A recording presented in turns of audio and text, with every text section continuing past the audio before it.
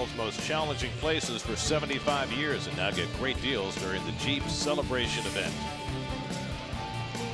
Place a deposit on your full or partial 2017 ticket plan today. Mets season ticket plans lock you in for all the big games, including opening day and the Subway Series, and give you priority postseason access. Place your deposit on a 2017 ticket plan at Mets.com/deposits or by calling 718-507-TIXX. Greater coverage of baseball brought to you by T-Mobile. Both the Cardinals and Giants will have their aces lined up for the wild card game next Wednesday, if they get there. Carlos Martinez goes tonight for St. Louis against the Pirates and Tyler Glasnow after the Cardinals were gifted a game last night. We'll talk more about that later. Madison Bumgarner goes for the Giants against the Dodgers and Rich Hill, with the Dodgers having already clinched the division and 2 games behind the Nats for home field in their first playoff series. Mets and Phillies. Mets trying to move toward a clincher. First pitch coming up.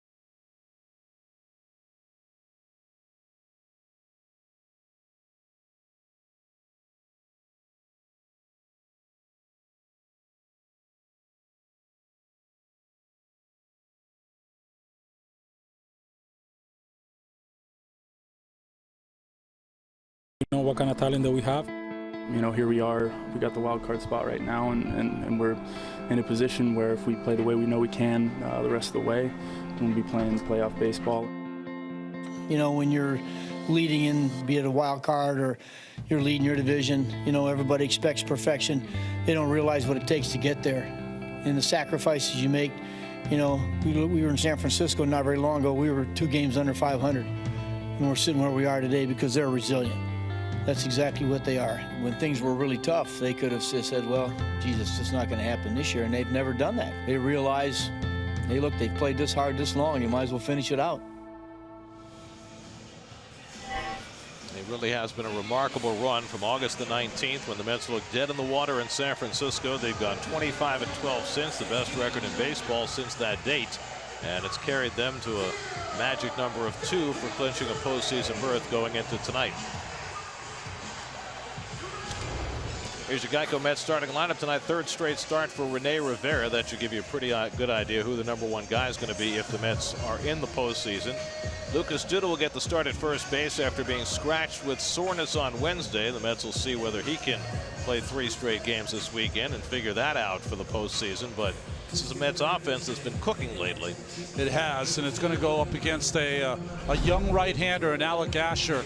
The Cole Hamels trade brought a lot of big arms, big right-handed arms back here to Philly. Eichhoff's had a good year. Alec Asher, who was out for 80 games with a suspension in 4 starts, is 2-0 with that low ERA. And the defense for the Fightin' Phils, of course, light defense. Jimmy Paredes getting the start tonight in left field, the former Blue Jay. On the infield, Ryan Howard. This could be his final series in a Philly uniform. All those great seasons with the Phils and championship seasons, and Cameron Rupp behind the plate.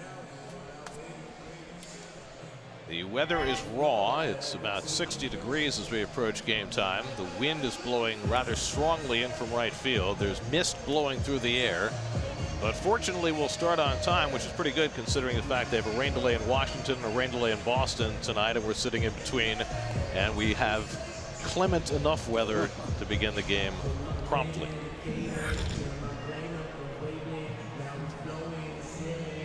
Guys, what is the feeling in a clubhouse when you start a series like this, knowing you're on the brink of getting where you wanted to when the season began? It's unfettered excitement. But you also know that you're looking at each other in the eyes saying, okay, you take care of what you got to do. I'll take care of what I got to do. It's a real excitement.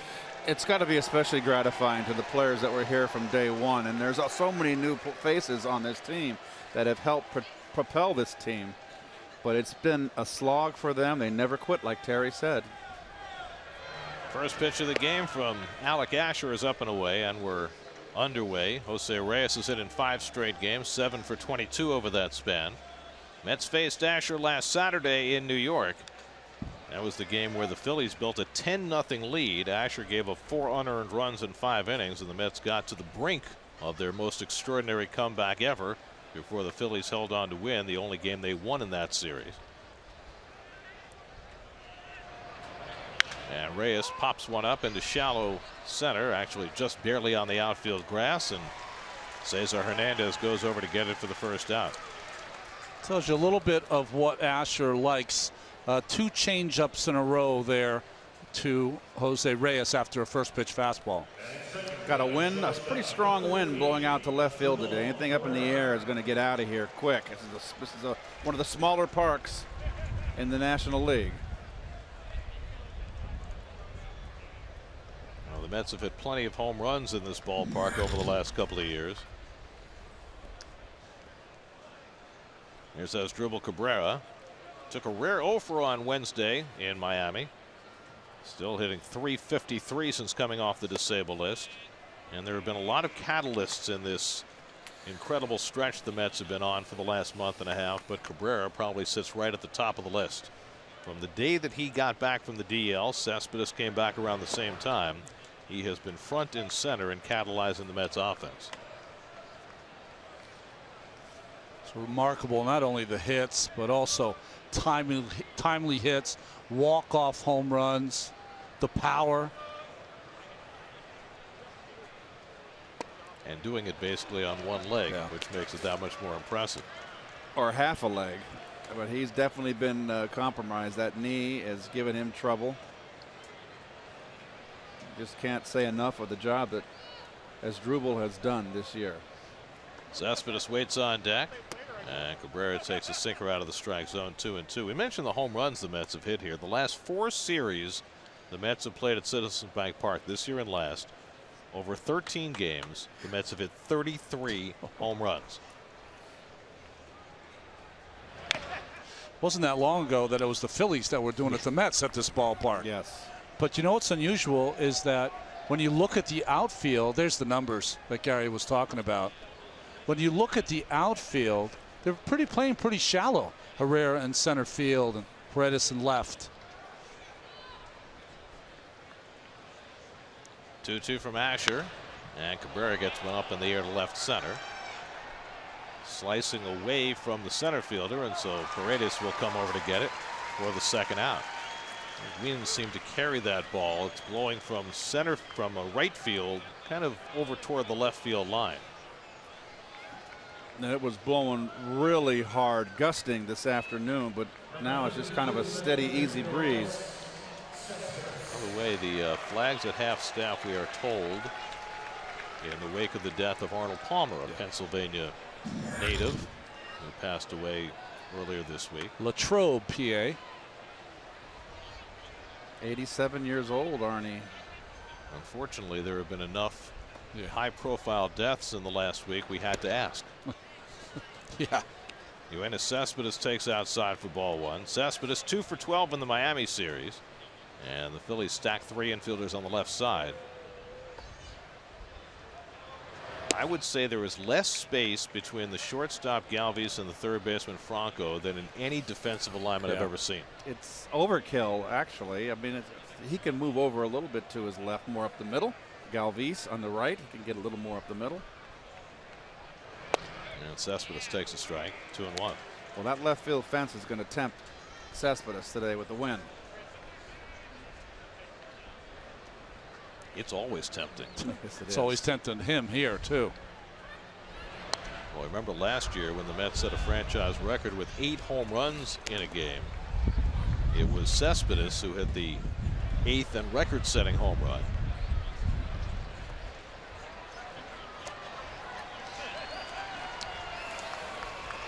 About a half dozen changeups in this first inning from Asher. That's his go-to pitch. 2-2 coming, and Cespedes, it's a ground ball. The second baseman Hernandez playing on the left side, throws him out, and Asher's got himself an easy 1-2-3 inning. Robert Gsellman takes the mound when we come back.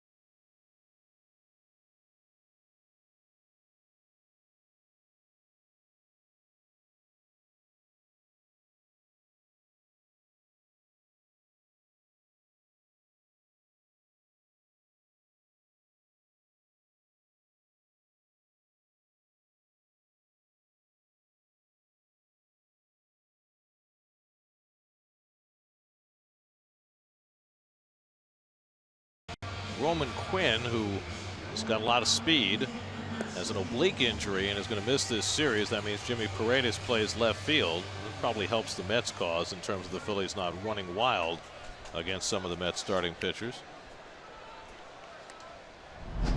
Well, who would have thunk it? Rafael Montero, Robert Gsellman, Sean Gilmartin, Seth Lugo, Gabriel Ynoa started 13 times in September. Harvey, DeGrom, and Matt 0.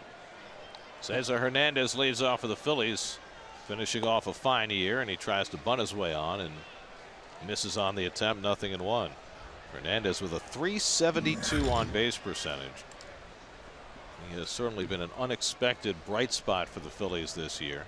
Corners in against him, and he grounds one right at the second baseman Rivera. It comes up for him, and TJ throws him out, one away. Lexus defense. Your Metsies. Jay Bruce in right field, starting to get the hot hand. Rivera at second base. He's been a fixture there. He's not moving off second base. And Rivera again getting more playing time. Third straight game for him behind the plate. Now Freddie Galvis sitting second in the order. Galvis 20 home runs this year, but just a .275 on base percentage and 134 strikeouts to go with it. And he takes below the knees from Gazelman, ball one. Robert Gazelman made his major league debut August the 23rd, coming out of the bullpen in the first inning in St. Louis after John Neese left because of problems with his knee.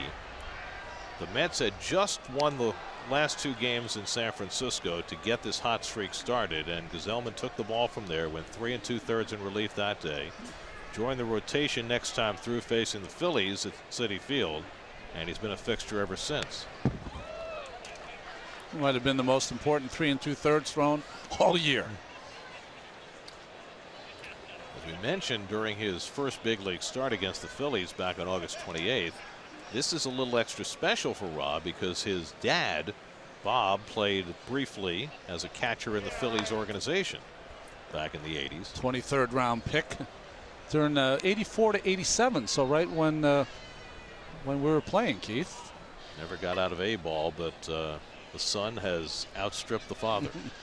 And now facing his dad's old organization. Head on the count 1-2 on Galvis. And Freddie tries to hold the swing, and he held it in time. Angel Hernandez gave him a pass. I think he did. I didn't think he swung. No? Nope.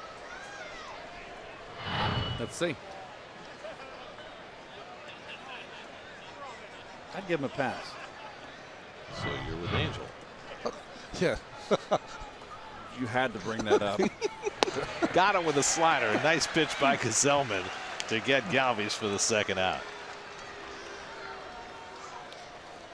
He likes to pitch inside Gazelman. That's what I like about him. And last start, Ronnie, I don't believe you were here. I think he threw his breaking ball like that a lot harder, a little more velocity, a little more zip on it.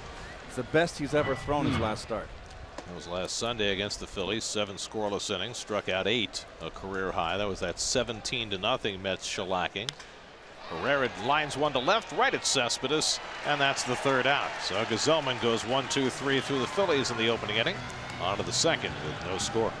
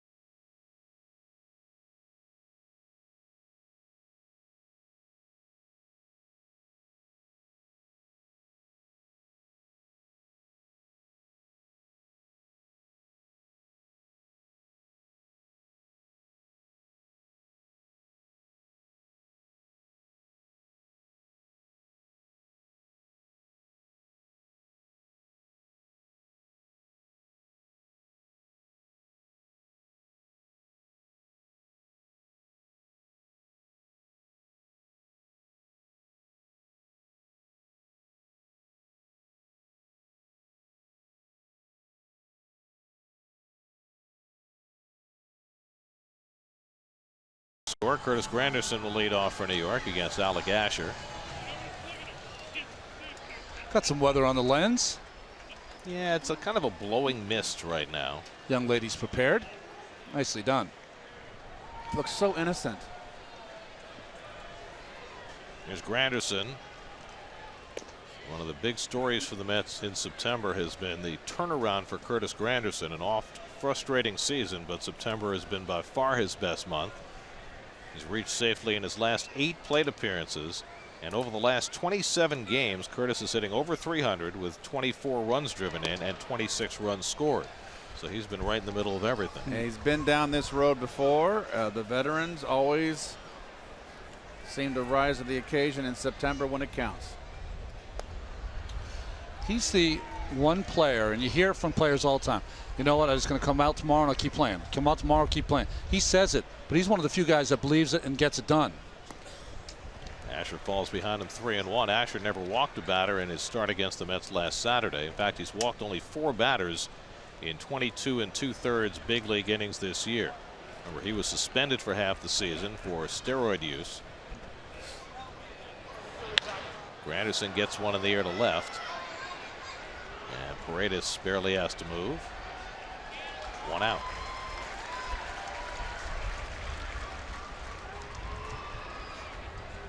So Granderson's streak of reaching base in 8 straight plate appearances comes to an end. And now Jay Bruce, who has seen his season revive just in the last week. Well, I saw him towards the tail end of that homestand, the last homestand in New York, starting to swing the bat a lot better. His whole issue has been he's been out in front. And he's waiting a little better, looking more relaxed. Last 5 games, 7 for 16, 3 home runs in those 5 games, including 1 in each of the last 2. And Asher keeps the ball away from him 2-0. Bruce is kind of a fidgety kind of a guy anyway around that box. Watch him throw the left arm out. Always. There's a call strike. Well, part of it's the competition, and part of it is that the Mets just have got it going on all offensive cylinders right now. But the Mets have scored 64 runs in their last 7 games. That's over 9 runs per game. And so if they can go into the postseason and go in on this kind of offensive role, who knows what's possible. Second straight batter, Asher's fallen behind 3-1. It's amazing how good of a team you can be when you're scoring 6-7 runs a game. Little tapper out in front of the plate. Rupp goes and says, "I'll get it," and he just gets it there in time. That's a strong arm from Cameron Rupp, gunning down Jay Bruce. 2 out. This was 2 big men coming right at each other, Rupp and Asher. And a big guy at first base.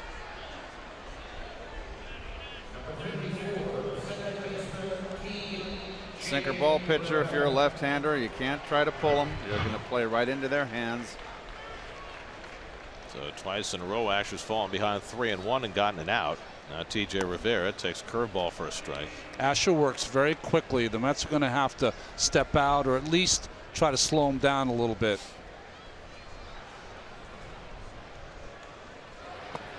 And T.J. takes outside, a ball and a strike. Rivera over his last 14 games hitting .393. And it looks as though he will be the Mets' everyday second baseman going forward into the postseason if they get there. Grounded down to third. Franco handles it. And Asher's retired the first 6. 3 up, 3 down in the top of the second. No score in Philadelphia.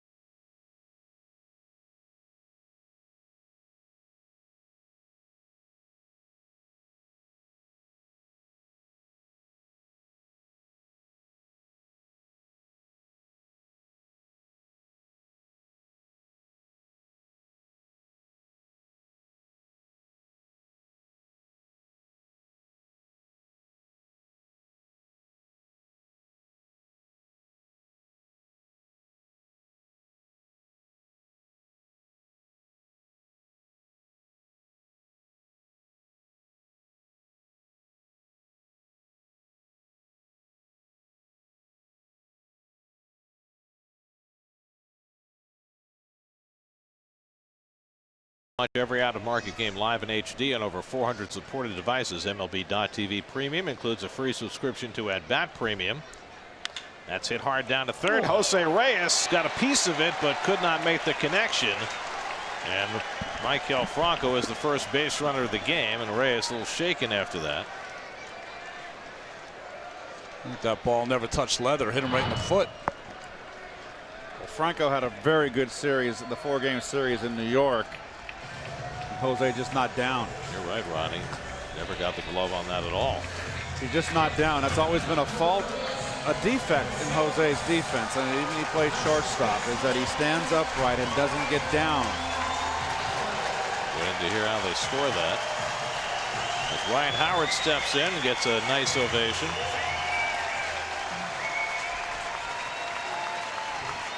Big fellas give him a lot of joy here in Philadelphia. Final weekend for Ryan Howard in a Phillies uniform. And the relatively small number of Philly fans have made their way here, giving him a nice ovation. The first of many he'll get this weekend, I'm sure. They did score the base hit for Franco, by the way. Howard 381 career home runs, including 47 against the Mets.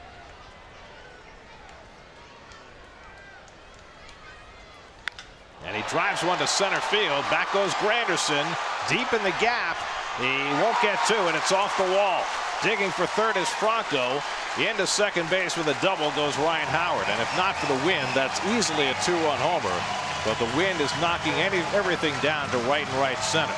And that kept it in the park and turned a 2-run homer into a double. Well, you think in terms of a wind blowing directly in. Howard thought he had it. It has more effect on the ball, but you know what? A crosswind knocks a ball down just as much as a headwind. And Franco did not get a great read on this, and he's got to be on the other side of second base, and he scores on that double. So the Phillies with an early opportunity, second and third and nobody out, and Cameron Rupp stepping in.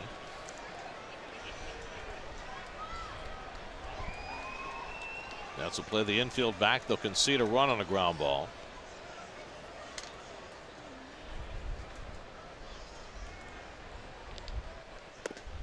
And Rupp takes a sinker for a strike. Saw the first hitter Franco hit the first pitch. Howard hit the second pitch. They're being very aggressive so far against Gazelman. Why wouldn't you? He's aggressive also. Well, they faced him not too long ago, last Sunday, so they got a feel for him, and they know what he's got. And this is a Philly team that tends not to wait around. They're last in the National League in walks, so they generally are up there hacking. I think they're last in pitches seen, but they strike out all the time too. So it's a bad combo. Fourth most strikeouts and the fewest walks. It's a trend. Not a good ratio. It's a trend in the game, unfortunately. Phillies dead last in the National League in runs scored this year, but they did put up a 10 spot against the Mets in that series in New York. 1-2 now to Rupp.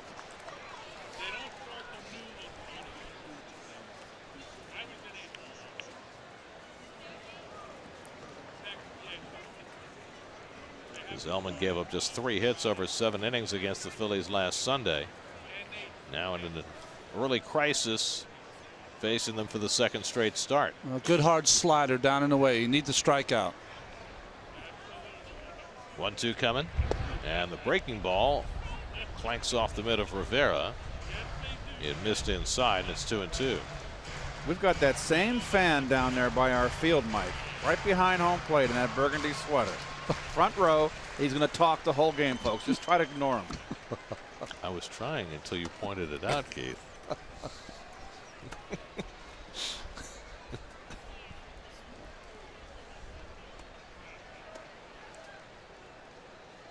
Now the 2-2. In the air along the right field line. Trouble if it's fair. Bruce gets over there, makes the catch. Now tagging is Franco coming for the plate. The throw coming in from Bruce, not in time. And Howard goes to third. It's a sacrifice fly for Cameron Rupp. And the Phillies have a 1-0 lead.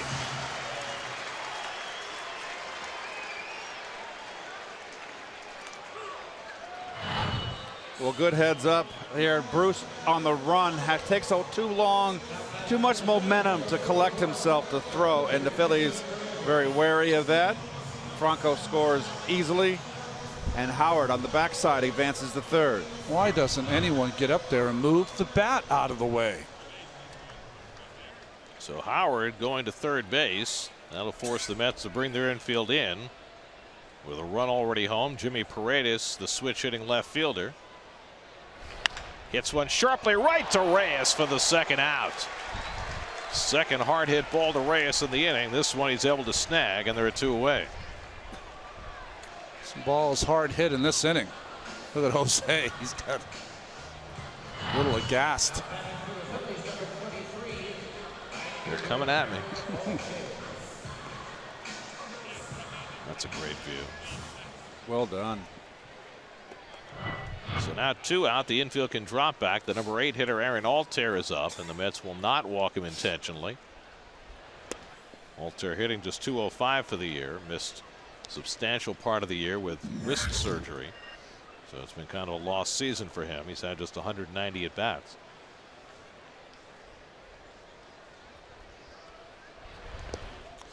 You're trying to let a young pitcher pitch carefully to an 8th place hitter.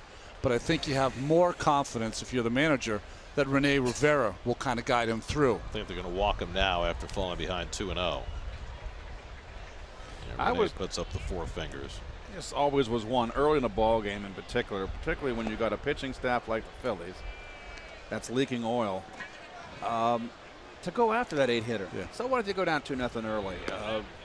Your team's going to have confidence in your offense to get you back, and always want that pitcher leading off an inning.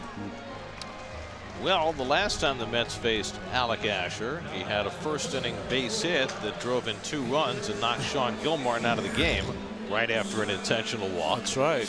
He's only 1 for 9, but that 1 hit made count. 3 for 15 in his major league career. Those 2 RBIs were the first 2, and to date his only 2. So now down a run. Gesellman first and third and 2 out, facing his opposite number.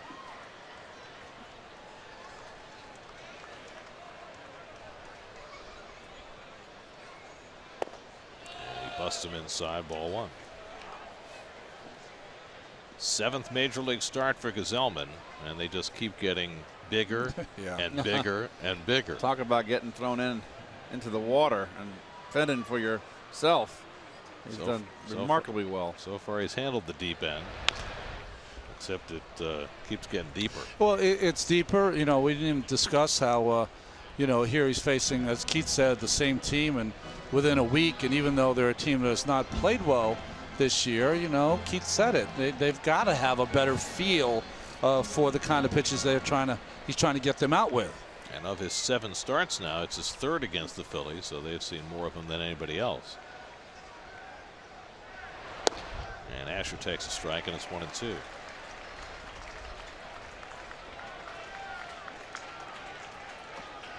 He's going right after Asher on inside part. I used to like to work pitchers down and away because they kind of bail and wail. They don't really stay on the ball away.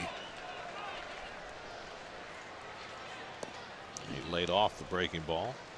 2-2.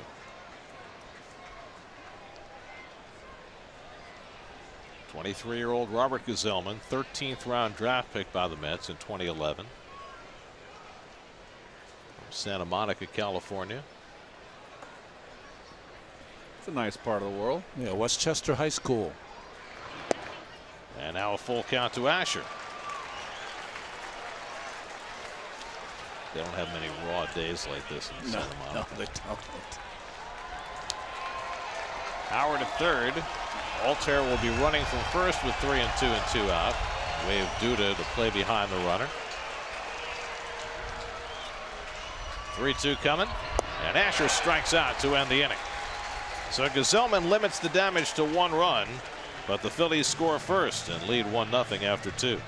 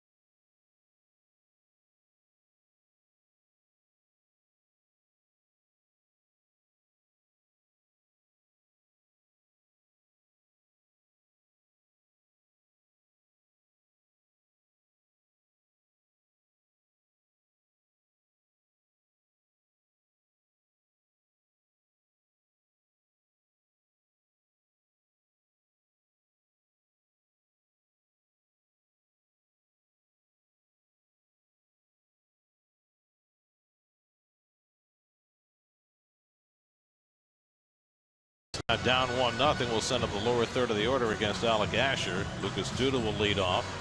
It's going to be very interesting if the Mets get in the postseason for Terry Collins and Sandy Alderson to figure out their first base situation.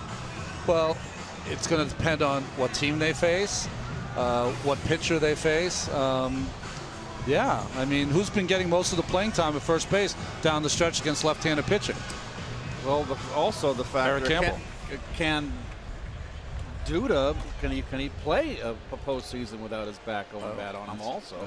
Hasn't played 3 days in a row yet, and you don't have to do that until you get to the League Championship Series, but nonetheless, you certainly want a guy who can be in the lineup every day.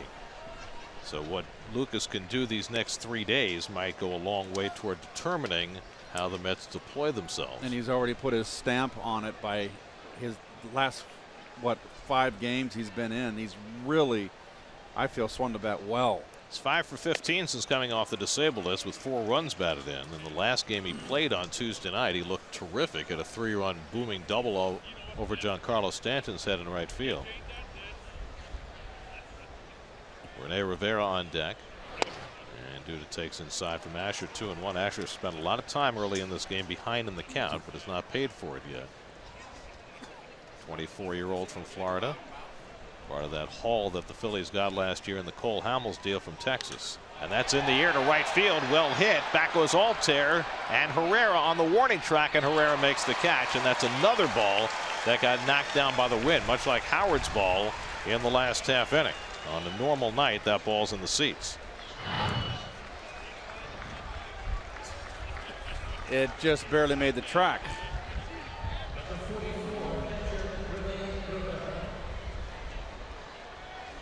See the contact. I think a little bit towards the end of the bat, a little sinker down and away.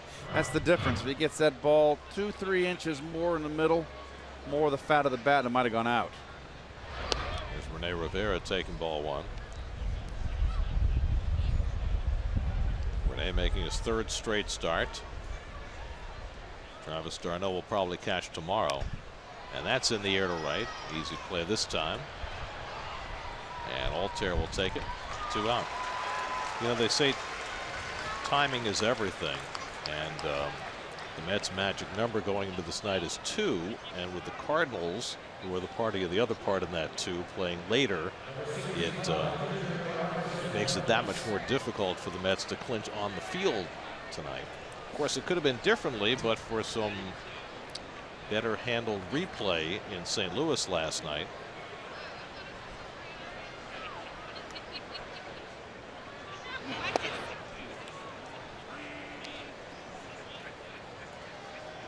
That was an extraordinary non-challenge. Well, if you missed the play last night, it was the bottom of the 9th inning. The Cardinals had the go-ahead run, the winning run at first base with 2 out. Yadier Molina hit a ball to left field that bounced over the fence. Clearly, the umpires didn't realize that it bounced over the fence, and that allowed the winning run to score. Whereas, because it was a ground rule double, the runner should have been stopped at 3rd. His strike 3 called. Gesellman is out. 3 perfect innings for Asher, and we'll talk more about that when we come back. No score, 1-0 Phillies in the 3rd.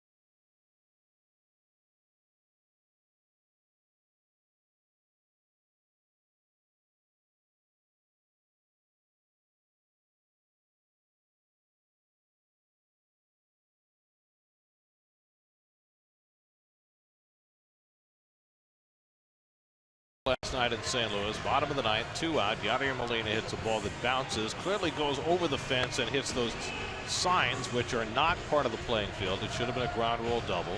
They allowed Matt Carpenter to score the winning run. You see the bounce. It goes over and hits the com in MoLottery.com, which is not part of the playing field. So it should have been a ground rule double. The third base umpire, Scott Barry, didn't see it. Apparently none of the other umpires saw it. Brian Price, the Cincinnati manager, came out after about 25 seconds to challenge the call, but the umpires had already vacated the field. So there was no recourse.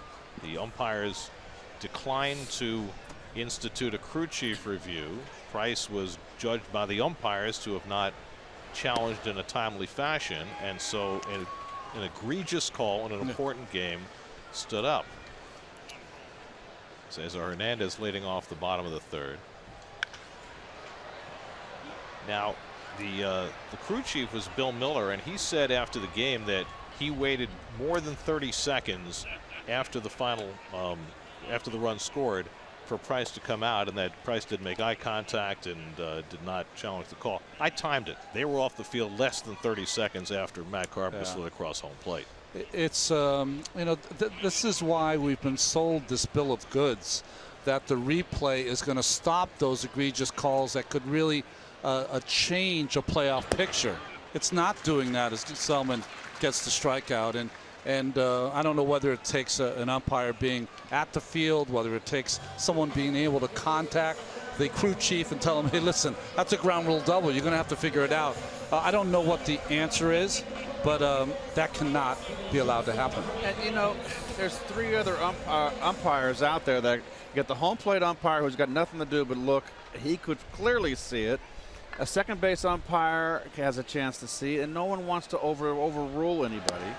And a game of this impact, of this importance at this point in the season, it's just mind-boggling. Well, let's break it down, okay? First of all, Scott Barry missed the call. Okay, that happens. That happens. Second of all, the umpires did not huddle to talk about it. Now, this is a game-winning play in the final week of the season in a game that impacts a race quite significantly. It doesn't impact the Reds, who lost the game, but it obviously impacts the Cardinals and the Mets and the Giants. Okay, so the 4 umpires did not huddle to talk about whether there was even a possibility of the ball going over the wall, even though it was clearly, to everybody watching, over the wall.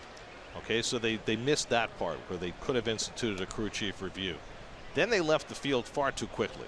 They should have given Brian Price the opportunity to come out. Now, Price was wrong because he should have made an indication that he was considering challenging the call. Well, especially since it's the last play of the game. He kept the timeout in his pocket. Right. Okay. So he was wrong. But again, he has less to lose than Major League Baseball. It's a complete and utter embarrassment for Major League Baseball as Freddie Galvis strikes out for the second out. Because here's the deal. Okay, when replay was put in, it was put in on the assumption that it was going to get it right. That's what all the advocates of replay was saying. We've got to get it right, get it right. So we went through the last couple of years of inconsequential calls being scrutinized in millimeters and nanoseconds in games that, in situations where it hardly mattered. And here we get our seminal moment, our Don Denkinger, Jorge Orta, our Jim Joyce, Armando Galarraga moment, the moment that replay was designed for, that huge moment in a big game that decides a game that could affect a pennant race, and the system doesn't work. And that's the worst part of all. It's just such a black eye for baseball that this entire apparatus that they put together to get it right in a huge spot, the hugest spot yet, didn't get it right. Well, they tried to use the English language to write rules that will cover the 10 million things that are going to happen during the year, and the umpires, to me, got it wrong, because the spirit of the rule is to hang in there, hang in with the game, and get it right. And that's where I think the issue for me that really upset me is that, you know, I know that by rules, I guess the umpires can get off the field as quick as they want to, but the spirit of the rule is to get it right, and they didn't. Toward the hole, Rivera can't flag it down, and Odubel Herrera has a 2-out hit. Let me just say one more thing. Everybody connected with Major League Baseball was watching that game live last night because it was the most important game going on. So, you know, right to the top, right to the commissioner's office, everybody saw what happened. I can't believe that nobody who is in some position of authority, and I don't know who that would be, whether it's Joe Torre or Rob Manfred or somebody beneath them, didn't get on the phone, call the umpire's room, and say to Bill Miller, hey, get back on the field and review the call, because this looks terrible for Major League Baseball. Because yes, Brian Price should have been quicker to review the call, but the umpires should have done it on their own. It should have been a crew chief review, and they should have waited longer. And in Miami the other day, I was having a conversation with the old third base coach for the Bobby Valentine's Mets, Cookie Rojas, a great baseball man. And he's considered an old dinosaur, I guess. He said, admit the system, it just doesn't work. Right. And said, we made a mistake. We're going to go back to the way it used to be. Reyes behind the bag, the long throw right on target to get Maikel Franco, and that ends the inning. Good bounce back inning for Gazelman after giving up a run in the second. That's down 1-0 as we go to the fourth.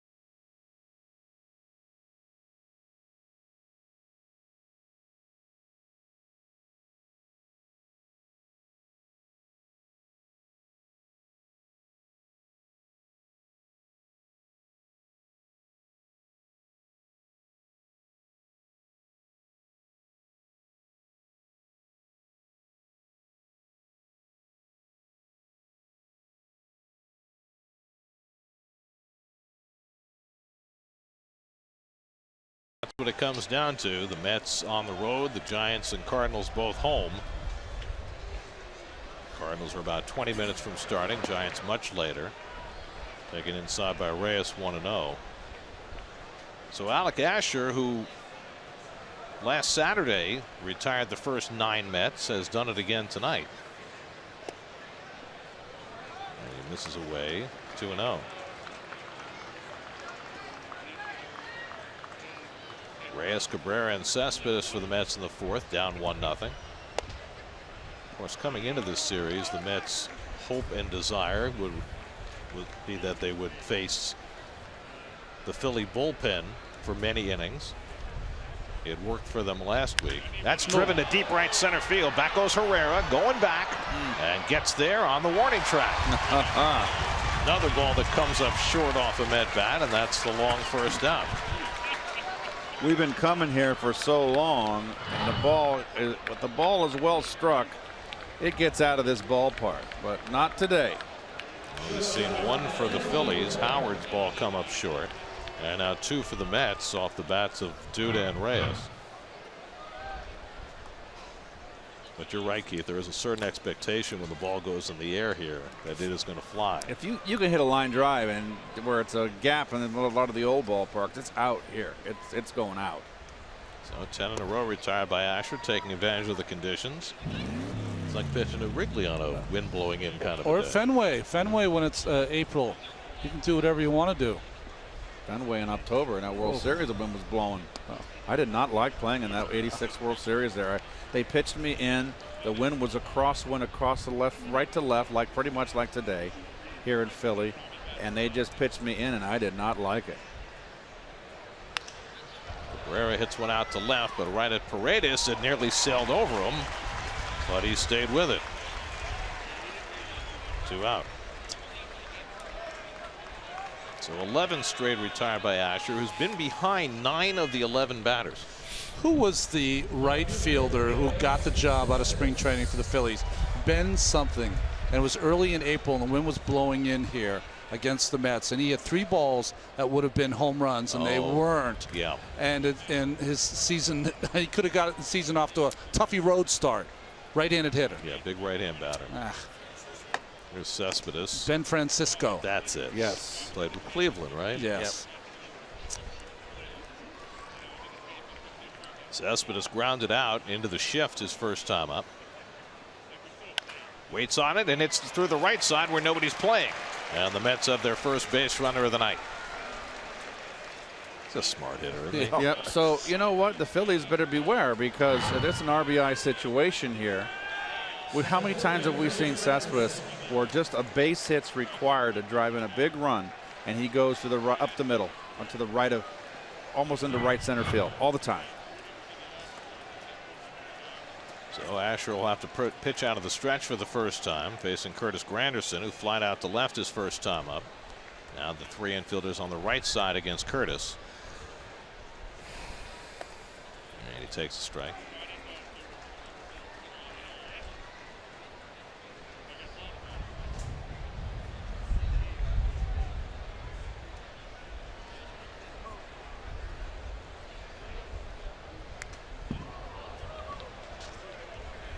You know, I was mentioning it before. The one thing we don't talk about Curtis, because it's something that you don't even think about.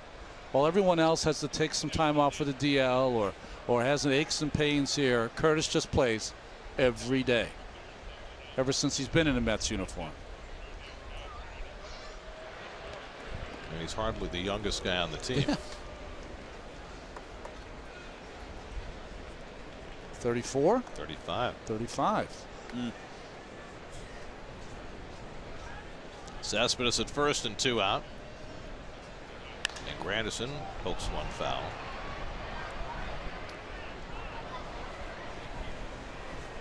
Well, those are the career numbers for Curtis, who's really had a metamorphosis as a player, right? He started out as a center fielder, a guy who hit a lot of triples, stole a lot of bases.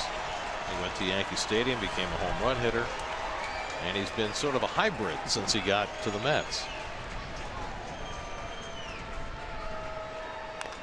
But it's interesting, after spending most of the season as a leadoff hitter, because that's what the Mets needed, the Mets offense has really taken off since Curtis was moved back to the cleanup spot. Well, he came to the Mets originally to protect David Wright and hit in the cleanup spot.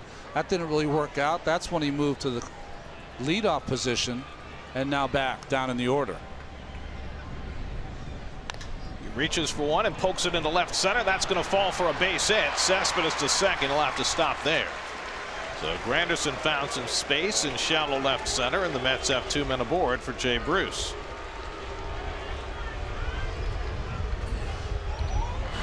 He just dumps this one in there off the end of the bat. Sinker way off the plate. He just chased after that sinker. So this team that's become so known for home run hitting, back-to-back opposite field hits by the 3 and 4 hitters. But the way Asher's pitching, Bruce can take him out to left field. Yes. Everything is middle of the plate away. Let's see if he makes the adjustment. Jay dribbled one in front of the plate, and Rupp threw him out his first time up. So now 2 on and 2 out. Mets down a run in the 4th. And Bruce swings at the changeup and misses. 0-1. Jay Bruce, #1 draft pick by the Reds in 2005. 3-time All-Star. Manny Acosta. We know Manny. He gave up a few home runs as a Met. He did.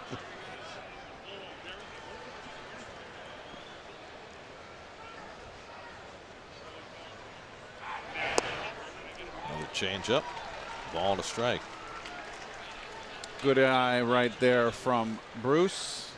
Key to hitting a right-hand sinker baller is to make him get that sinker up. Don't go fishing. Asher's 5th big league start this year. He's yet to allow a home run in 25 innings. That fastball off the plate, and it's 2-1. Good eye again. Tried to dart one in there that time. Then with a four-seamer running. He missed, though. He missed the critical 1-1 pitch. Jay was not in the lineup the last time the Mets faced Asher.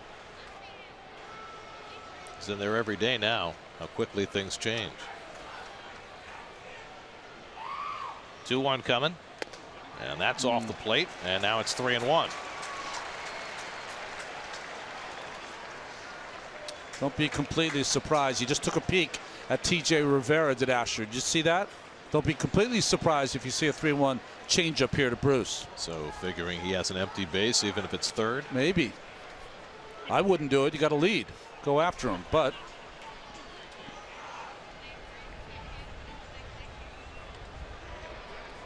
now the 3-1, and he hits it in the air foul. Got out ahead of that. 3-2.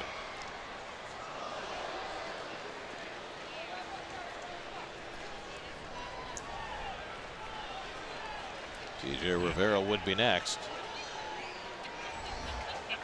So now an automatic start coming for Cespedes and Granderson with 3-2 and 2 out.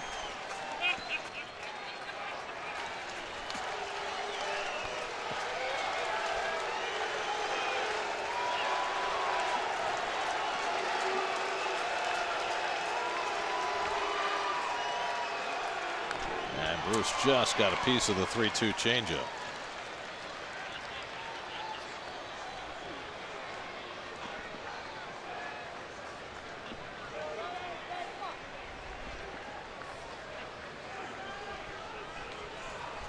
Cespedes and Granderson will be running again. Probably not a bad thing to be doing on a night like this. Stay warm.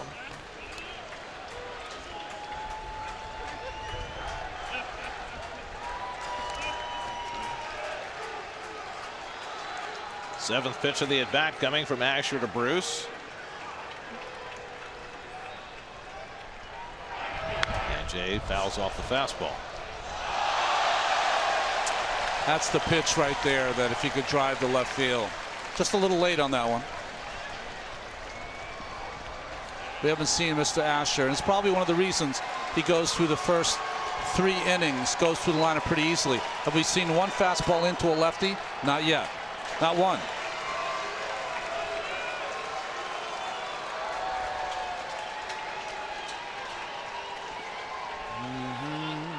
Another 3-2 pitch coming. And Bruce yanks that one foul. Slider that time. And so they keep it going. Yeah, Rupp's going to go out there with his young pitcher and try to gauge what pitch Asher wants to throw this time on 3-2. Well, he had a fairly easy time of it the first 3 innings. Got the first 2 batters out here in the 4th. But now back-to-back 2-out hits by Cespedes and Granderson. And now he's got to throw a 9th pitch to Jay Bruce.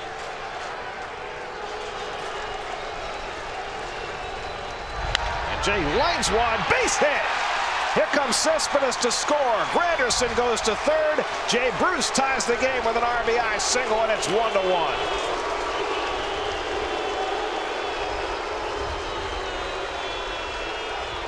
Oh, that was a bullet, Keith. Woo. Laser beam. Stayed back. Still a ball that he just flicked it with his wrists. 2 out. Cespedes knows he's got a hustle there. Granderson's hit. Whoa. I'm on your side. Don't aim at me. Just flicked it with his wrist. Still would like to see him wait a little bit longer, but this, he's coming around. Jay Bruce stays hot. Here's T.J. Rivera, 1st and 3rd and 2 out. And takes a slider off the plate. So 3 straight 2-out hits. Cespedes and Granderson each go the other way. Bruce waits out a 9-pitch at bat and hits a bullet. And the Mets draw even in the 4th. Boy, they're playing Rivera to pull with second baseman Hernandez. Huge hole between 1st and 2nd. Slider Pointed that time by Asher, 1-1. Well, the hole that TJ likes to shoot for is that 5.5 hole. Yeah. I think I'd have Yalvis a little further toward the hole. Yeah, he's more of a pull hitter. I mean, in his 70-something at bats. Grounded out to third base his first time up tonight. Granderson at third, Bruce at first with 2 out. Off-speed pitch there, 1-2.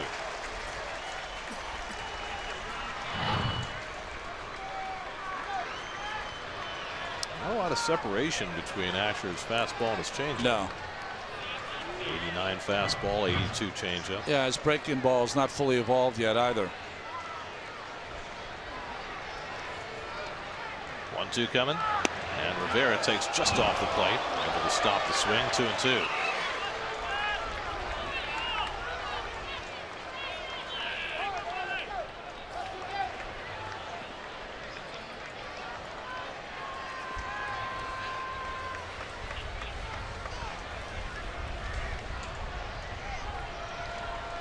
Two coming. Breaking ball fouled off. Putting some good at bats up against Asher here. The Mets on this entire road trip have been behind after the first inning, so they've had to fight back each and every game.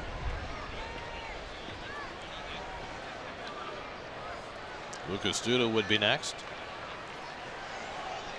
2-2 to TJ. He lines one to left field, a base hit. That'll bring in Granderson with the go-ahead run.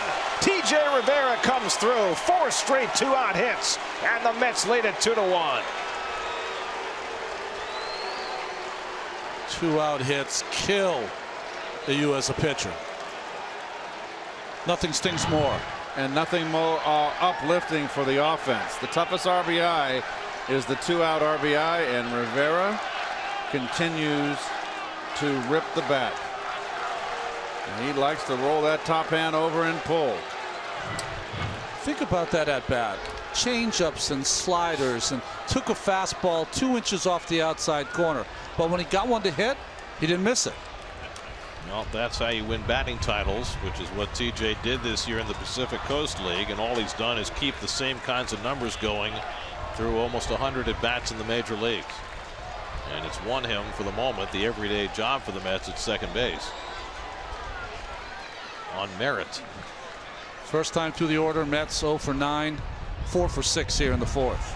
It's a meritocracy. So now Lucas Duda will try and keep the line moving. Lucas hit one well to center field that Herrera caught on the warning track in the third. Bruce at second, Rivera at first, and Lucas takes low and in, ball 1. Well, Asher got through the first 3 innings, 9 straight retired, 37 pitches. He's now thrown 30 pitches in this inning.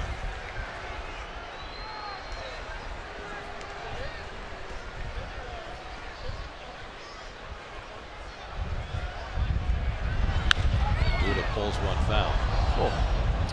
When the Mets clinched their division title last year in Cincinnati, it was Lucas Duda who provided the keynote with a first inning grand slam. You have a very good memory. Remember, it was you and me there, Keith. I must have been dazed and confused. And many thousand Met fans who had made their way to Cincinnati to see the Mets clinch that division title. No division at stake here, but a chance to go to the postseason back-to-back years for only the second time in club history. 1999 and 2000, the only back-to-back postseason seasons on the Mets ledger over 55 years. 1-1 to Duda. And Lucas takes the fastball. Good pitch by Asher. 1-2. That's the first one he's thrown in there. Good pitch. Fastball in.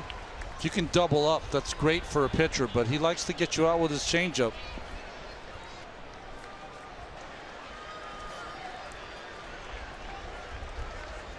Rare time he's been ahead in the count. And he gets him with a breaking ball to end the inning. Second strikeout for Asher, but the Mets string together 4 straight 2-out hits. Cespedes and Granderson set the table. Bruce and Rivera with the RBIs.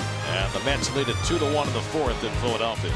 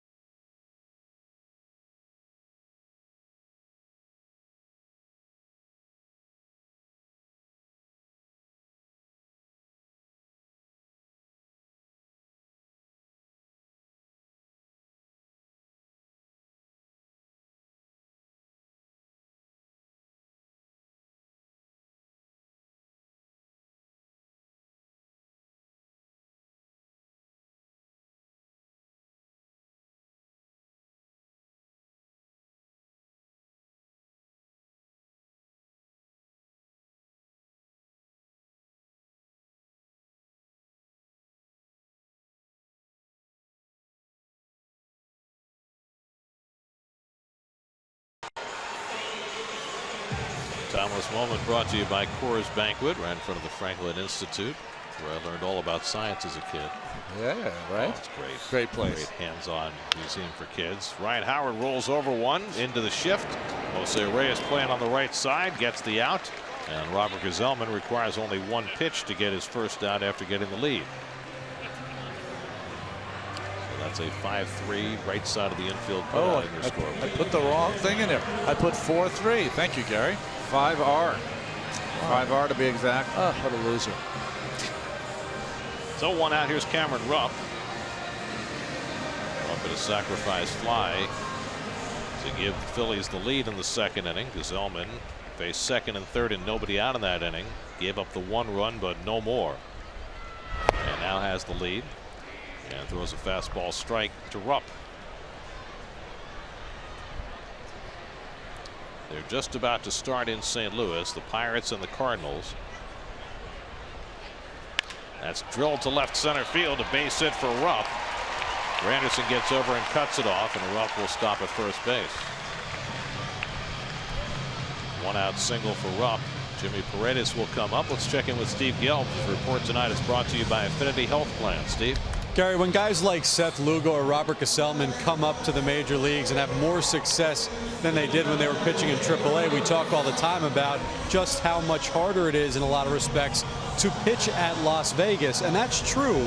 But when you do pitch there for a certain amount of time, you do start to get used to what your pitches can and cannot do. And what Seth Lugo was saying is that both he and Gsellman, when they came up here, they almost had to relearn what their pitches do, especially the two-seamer, which gets so much more movement here under these conditions. And so especially with a guy like Gsellman, who plays off that sinker so much, we've actually seen a stark increase as he's gained comfort with it right now. His first game at the major leagues, threw it about 30% of the time, according to BrooksBaseball.net. His last start against Philly, 60%. Well, I mean, it's hard to explain his year. He's 3-4 in AA. He's 1-5 in Las Vegas with almost 6 ERA.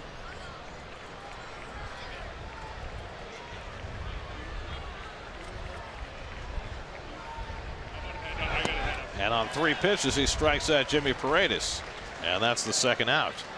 That's 5 strikeouts now for Gsellman, who struck out 8 Phillies in his last start. You were talking about that hard slider before, Keith. You said it was good in his last start. It's good again here tonight. You know, the thing about Gsellman, though, he started by giving up 19 runs in his first 3 starts in Las Vegas. After that, 5 of the next 6 were quality starts. So he was working towards getting better to where he is right now. That's why he got the call, because he had turned things around at Vegas, but I don't think anybody expected what we've seen from him at this level. And you know, he seems to be getting only better. He's, you know what the factor is? He's not afraid, and you don't know what pitchers or hitters are going to be afraid or not afraid. He's not. Aaron Altair, the batter, was intentionally walked his first time up. Should paraphrase that better. Afraid's the wrong word. Just sometimes players come up and they're timid, or they feel like they have to elevate their game instead of just play their game. Behind the bag foul. Well, I mean, I think the classic example of what you're talking about, and this is not to disparage him at all, it's just it happens to a lot of young pitchers, but Rafael Montero came to the big leagues with a reputation as a guy who was a strike thrower, and for whatever reason he thought he couldn't be as much of a strike thrower here and succeed, and it got into a lot of trouble when he first got to the big leagues. And Gsellman has not had that problem. Half swing, did he go? They check it first, and he did swing. Strike 3. Altair is retired, and the inning is over. 6 strikeouts for Gsellman. So he throws a shutdown inning after getting the lead. 2-1 New York after 4.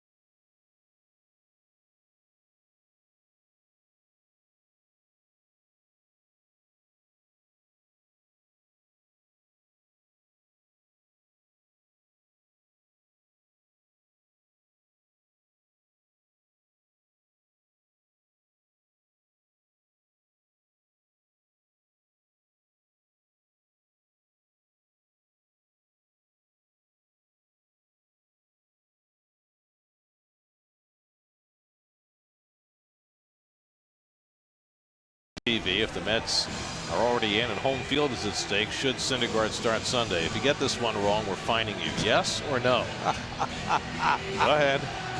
Send in your tweet. Send in your Twitter poll answer. Just be on the right side. You better be on the right side. Come on.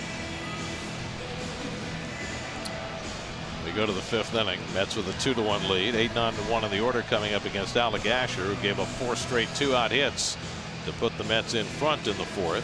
Bruce and T.J. Rivera with the RBIs. Now Rene Rivera leads off in the 5th.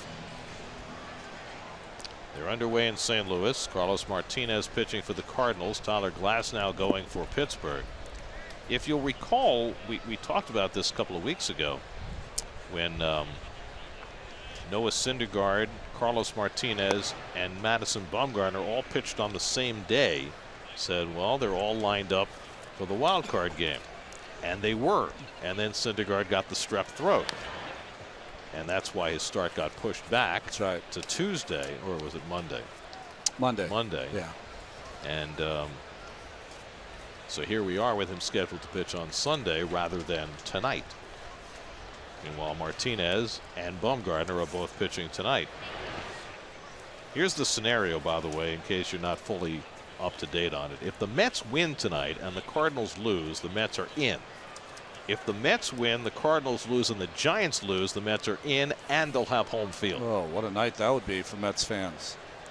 But it would be a long night because the Giants don't play till 10:15. It's Friday night. Come on. Rivera strikes out. Well, this raises an interesting question for me. If the Mets win this game, hypothetically, and the Cardinal game is still in progress, do the Mets stick around and wait for it? I mean, they have a day game tomorrow at 1 o'clock. No, you go home and get ready for the day game.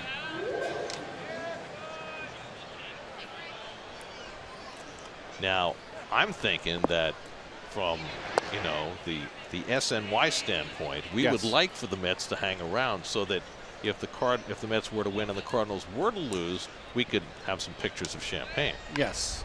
Zellman pushes a bunt, and this time Howard's playing in. Remember, he didn't last time, and Zellman got his first big league hit. This time the Phillies got the scouting report. Howard can smile about it. Well, the good thing that might work in our favor is if the Mets win, and let's say the Cardinals are on the wrong end of the score early. If you look like you're going to win it, the main players are probably going to have the day off tomorrow. Right, but what happens then if the Cardinals rally and win, and you're here till 1 in the morning, and then you're playing at one game that matters tomorrow? Then you got the Giants too if they win, and that's later. They're only one back. Yeah, I would personally take it to the house. But for me, I know everybody talks about the two getting into the playoffs. My feeling is, if I was a Met, I want to be the #1 wild card. Yeah. I want to be on top of the heap. So it's very important that's in your favor. Well, here's the deal. If the Mets do clinch a wild card berth tonight, I'm not sure how many people will be here, but we'll be covering it. So stick with SNY. Oh, I hadn't planned on that. That's okay. right. All right. If we have to be here, folks, and you can stay up, and you got to be here. If the Mets win this game, we have to hang out. Okay, cool. We'll hang out. Nothing to do. We might even raid the ice cream freezer. Maybe we'll send someone down and get a little champagne. Yeah, but you might have to go on the air, Keith, and we only want your best work. You will. You definitely will then. 1-2 to Reyes, and he hits one slowly down to first, and Howard right at the bag has the play to end the inning. So Asher has a 1-2-3 top of the 5th. We're halfway through in Philly, 2-1 New York.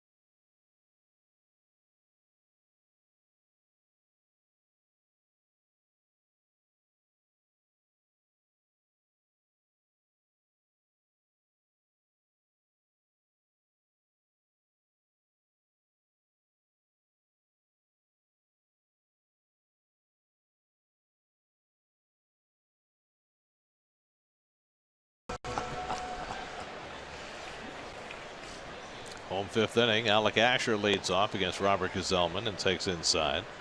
Asher struck out his first time up. That's with a 2-1 lead as we start the bottom of the fifth.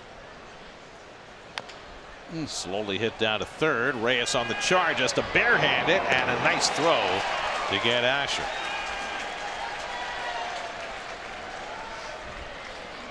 One away. Well, Jose, this is the one part of the game he's never really had to practice here. He's been a shortstop his whole life. The one thing I see, he's got the great hands, is that he always tends to throw that ball into the line. He hasn't learned to come and throw it way left of the first.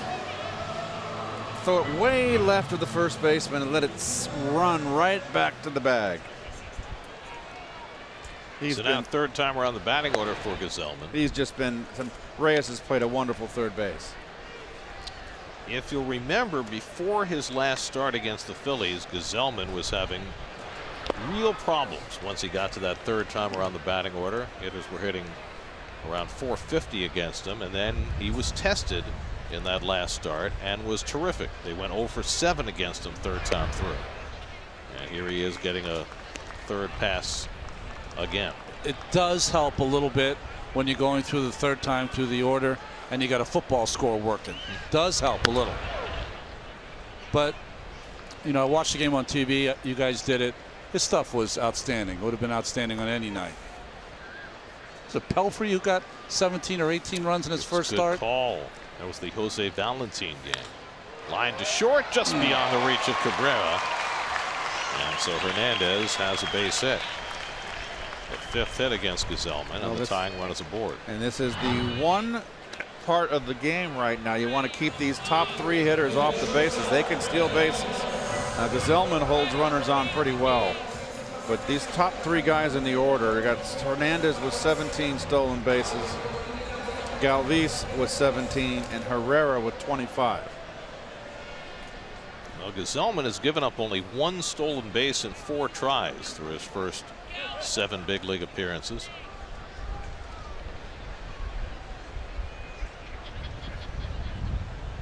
Galvis has been up twice and struck out twice, and pushes a bunt, a beauty. That'll be a base hit.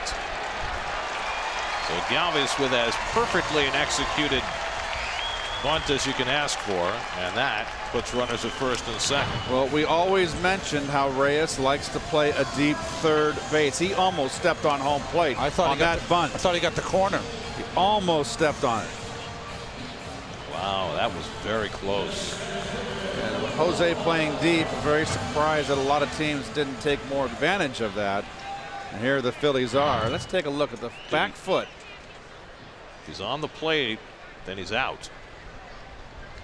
Ooh, yeah, he's out. I had him on the corner. Now, is that a reviewable play? I'm not sure. I don't think it is a reviewable play. Hit by pitch is a reviewable play. Fair or foul ball is not. Yeah. But I bet you they never thought of that at Park Avenue. I can't even remember whether that's even mentioned on the reviewable plays list. No move by the Mets to challenge the call. So first and second and 1 out. And here's Herrera, who's 1 for 2. And he takes upstairs from Gsellman, ball 1. Well, it's pretty plain. You know what it is? The white camouflage shoes. That's what did it for him.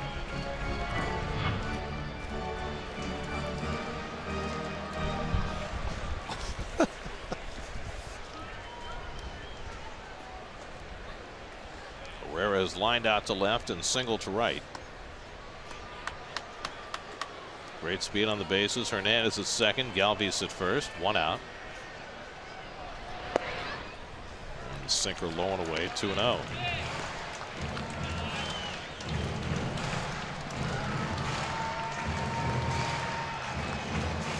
Well, they got all the plays that are listed, reviewable plays, and it says any play not listed is not reviewable. It is not listed. So there you go. Very good, Ron. Just got that today. That's funny. Yeah, it is. I would guess then that the Mets must not have seen that, because you'd think even if it's not reviewable, it's something you would come out and, you know, ask the home plate umpire about, see whether anybody else among the crew had a view of it.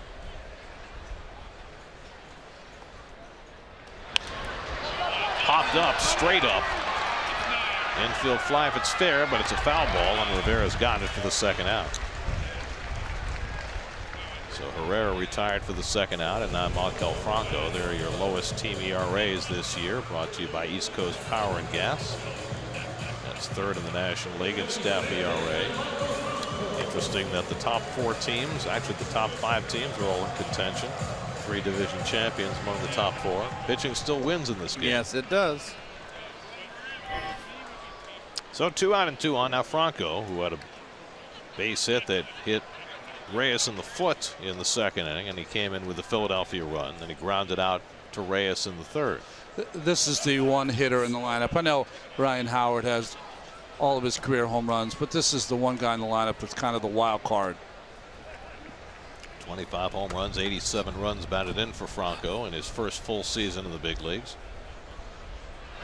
And he chops one to short. Cabrera waits on the hop, goes the short way, and that retires the side. So Gazelman gets himself out of trouble in the 5th after 5, 2-1 New York.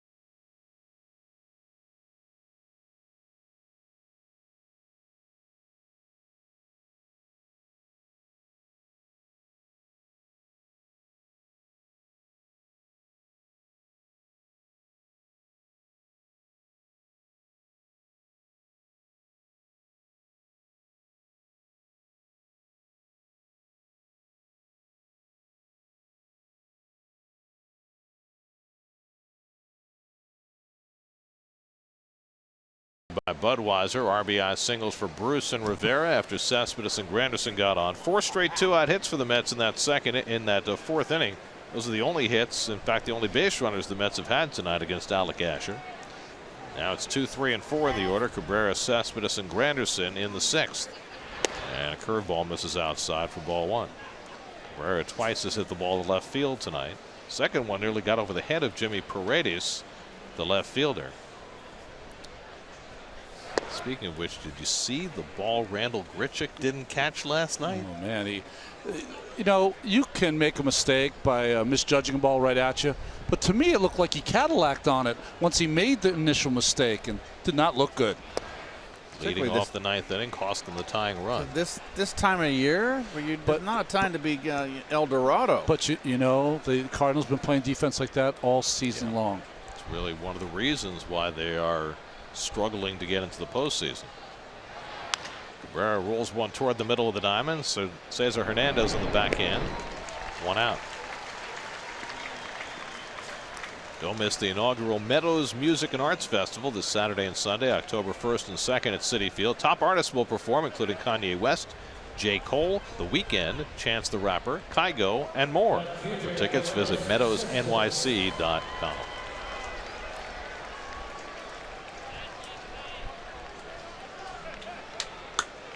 Yoenis Cespedes, who got the Mets started with an opposite field single in the 4th after Asher had retired the first 11 Mets tonight.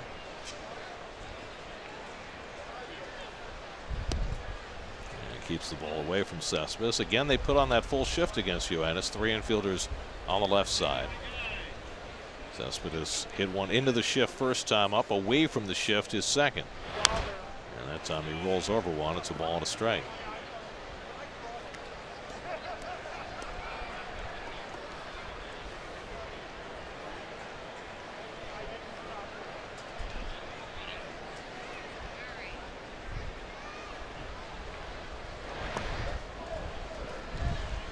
You know, every once in a while we talk about young pitchers hurting their arms. Alec Asher had Tommy John surgery when he was 14 years old. And that is a more frequent occurrence these days. That's drilled deep left field, but he hooked it. Foul. You see a lot of kids in the 12 to 16-year-old range getting Tommy John surgery. Many times more than just 5 or 10 years ago. Yeah.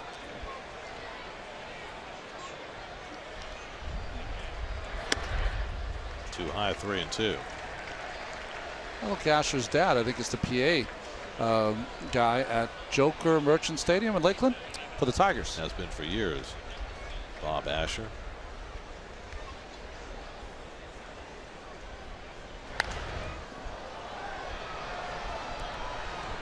Well, challenged him 3-2. Still has not given up a home run in the major leagues. 28 innings now.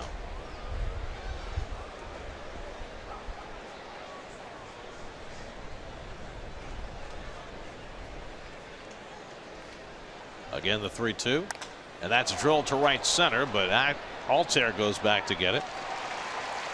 So another hard hit ball by Cespedes results in an out, 2 away.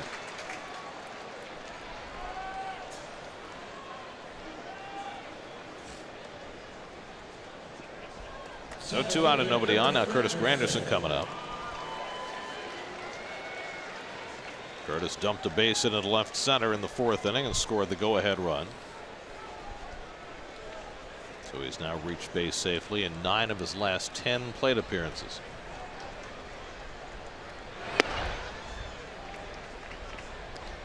Curtis, in addition to all the hitting he's done late in the season, has been drawing more walks as well. It's been kind of reminiscent of his year last year when he was such a high on base percentage performer. And his on base percentage over 360 last year, batting lead off. It's around 330 right now. And he gets himself into a 3-0 count, and with 2 out and nobody on, what better time for Curtis to let fly? Yes. Which he has been known to do on 3-0. But this time he takes a strike. They're in the 2nd now in St. Louis. Pirates and Cardinals no score, but the Pirates have the first 2 men on in the 2nd.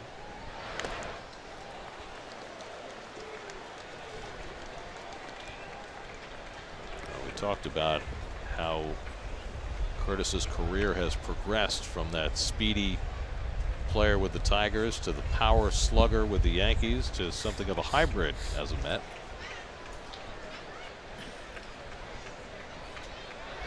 Got a good cut at that fastball and fouled it back. 3-2.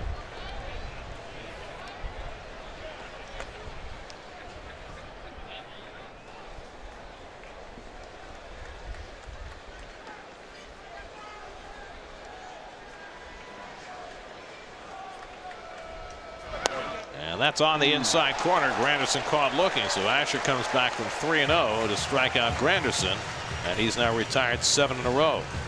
Mets lead it 2-1.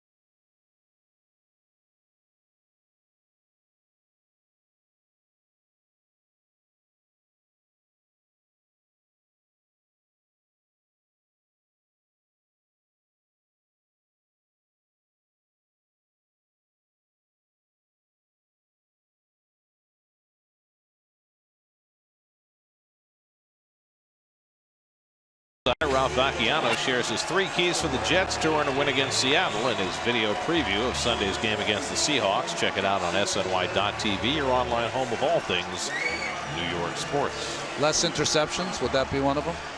Yeah, 8 turnovers might be a tad excessive. Ryan Howard gets another nice hand as he comes to bat.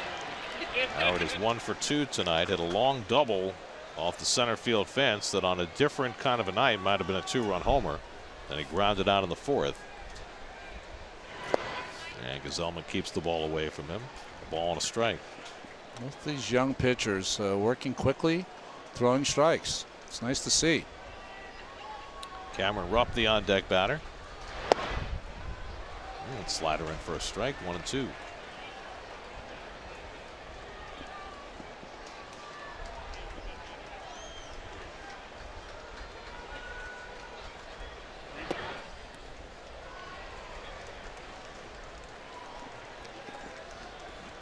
Zellman working with a fairly low pitch count. Threw to 65 in the first 5 innings, 13 pitches an inning. That's a recipe for success. And he strikes out Howard with a high fastball. 7 strikeouts for Gazelman, 1 shy of the career high he set in his last start against the Phillies. That's 94 miles an hour. Keith just blew it right by him. I'd like to see this young man add and subtract with his fastball. He's getting better and better with the confidence that he's building with every start. You hit the nail on the head, Keith. It's confidence. Confidence to just go with his strengths. Now Cameron Rupp, who drove in a run with a sac fly in the 2nd, then had a hard single to left center in the 4th. And takes the breaking ball inside.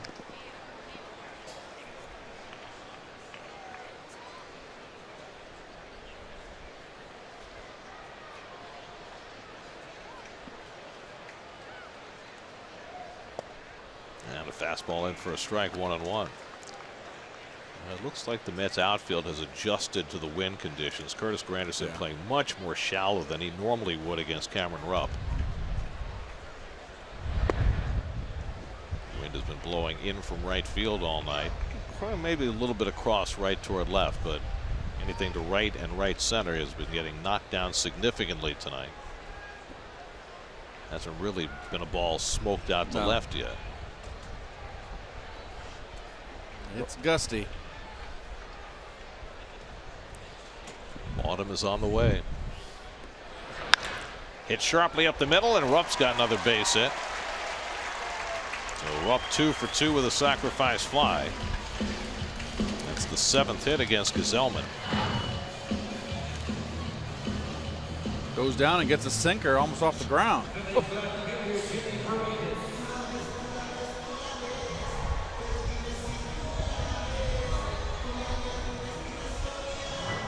So 1 out and 1 on. Now Jimmy Paredes coming up. Paredes lined out to third his first time up, and then Gazelman struck him out on 3 pitches in the 4th inning. Well, the Pirates threatened but did not score against Carlos Martinez in the 2nd, so they go to the bottom of the 2nd in St. Louis. Still no score there.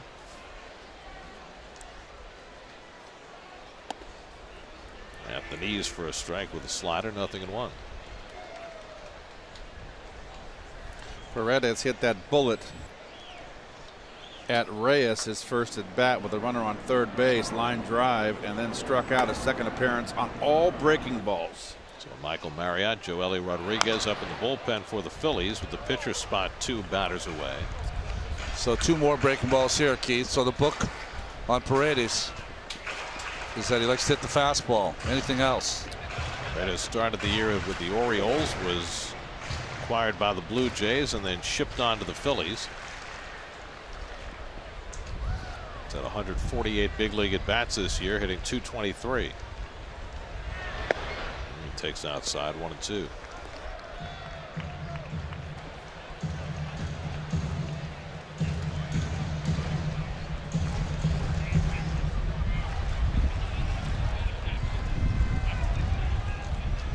Rupp at first, carrying the tying run with 1 out.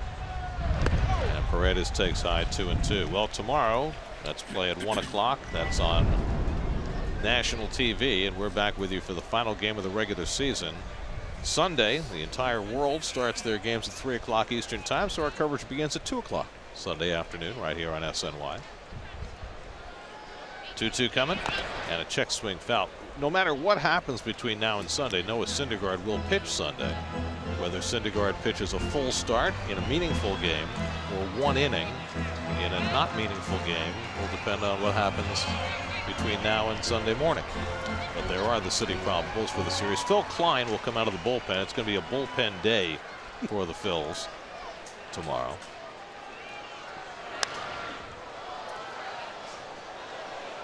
Remember, we had the conversation earlier this week where Pete McCann, the Phillies manager, once they picked Saturday's game for national TV, was second guessing whether he should have a bullpen day on national TV. Well, apparently he decided it's okay.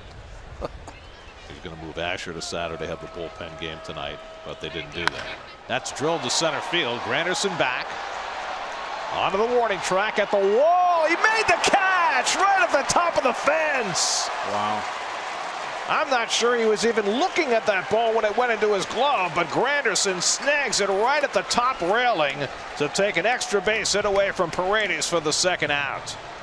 Well, this is as good a catch as you're going to see, and as good a catch we've seen from Curtis. This is big trouble right here. And he's not afraid of the wall. That is just one spectacular catch. And Gary, you just had mentioned he'd moved in 3-4 steps because the wind was blowing in. And that's the only reason that stayed in the ballpark. So he glanced down right before he went in his glove, just trying to make sure that he could cushion himself against the wall. Well, that's a huge play. Wow. To keep the tying run at first. Now 2 out. And here's Altair, the number 8 hitter. Ball 1.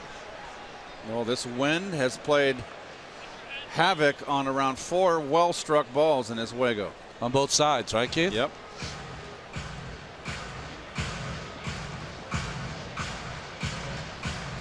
Robert Gazelman should count himself fortunate there, not just about the win, but that Curtis Granderson made his final play as we've seen him make since he moved to center field. We'll get Hansel Robles and Josh Edgin to work in the Mets bullpen. 1-0 to Altair, who's walked and struck out, and backhanded by Rivera. 2-0. Pitcher spot is due up next. Cody Ashe has come out on deck to pinch hit for Asher if Altair keeps the inning going. It's a lot of A's. Ashe, Asher, Altair. Below the knees, and now Gazelman, who has not walked a batter tonight, not except for the intentional walk to Altair, is behind 3-0. Well, how much patience do you have with Gazelman? If he walks Altair here, do you bring in Edgin to face Ashe? Yeah, I do.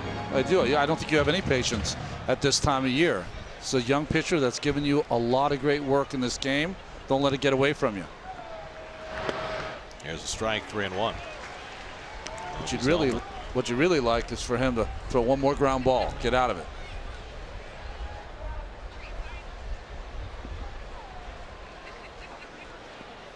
We're up at first and 2 out. 3-1 to Altair. He fouled it back.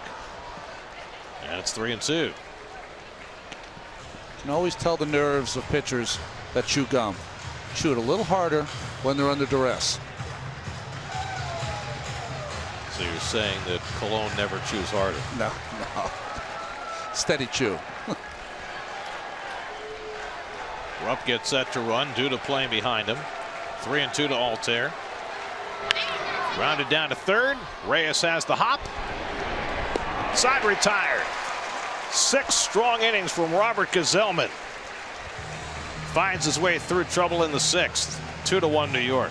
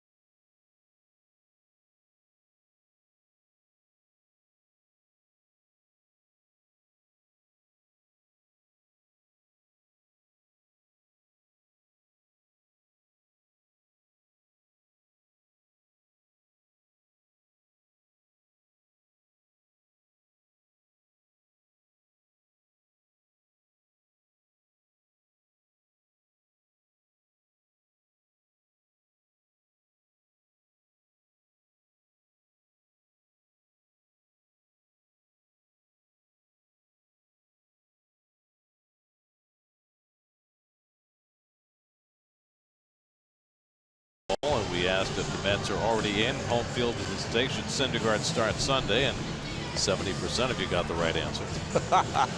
Well, actually, technically, as we said, he's going to start anyway, so maybe the question was a little bit misleading. Start and pitch a full game on Sunday as opposed to just get a tune-up. So maybe that's where our 30% were. Right? So we give you a partial credit. Everyone gets a trophy in our broadcast. And you 30% out there, we still have the First Amendment here. Right on. You're entitled to your opinion. Even if it's a bad one. Robert Gesellman finding his way through that 6th inning with help from Curtis Granderson, who just made a terrific play. And now we go to the 7th with the Mets looking to add to their 2-1 lead. Alec Asher's still in there for the Phillies at 99 pitches. And he misses with a curveball to Jay Bruce. Bruce drove in the first Met run with a hard hit single to right center in the 4th. Mets bunched 4 hits in the 4th inning, the only base runners they've had all night. And that served to get them their 2 runs. And so far that's been enough. So Asher in his final start of the season being pushed beyond 100 pitches.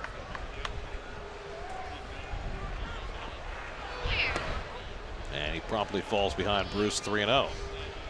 So I would imagine Pete McCann wouldn't have a whole lot of patience here if Asher gets himself in trouble. Let's see if Terry gives Jay the hit 3-0 hit sign. We'll never know. Asher only has 4 months rest, Gary. Right. Well, it's only his 5th start because he missed half the season. So it's not like he's on an innings limit. Bruce hits it out to left field. Paredes back to the warning track at the wall. It's out of here. Jay Bruce goes the other way and homers for a 3rd straight game. And the Mets now lead it 3-1. Number 33 for Bruce is 8th as a Met. And Jay Bruce is red hot. He's driven in 2 of the 3 runs tonight, and the Mets lead 3-1. 3rd time's the charm. Finally goes with it. Look how he's hitting the ball. Letting the ball get deeper. Well, now we know how the ball's carrying to left. Yeah, we do. It's carrying well. Pete McCann heads out to the mound. He's made a double switch, so he sent Asher out there at 99 pitches. He threw 5 more and gave up the home run to Bruce. Now the Phillies will go to that combustible bullpen. Michael Marriott coming in. Mets up 3-1. We'll be right back.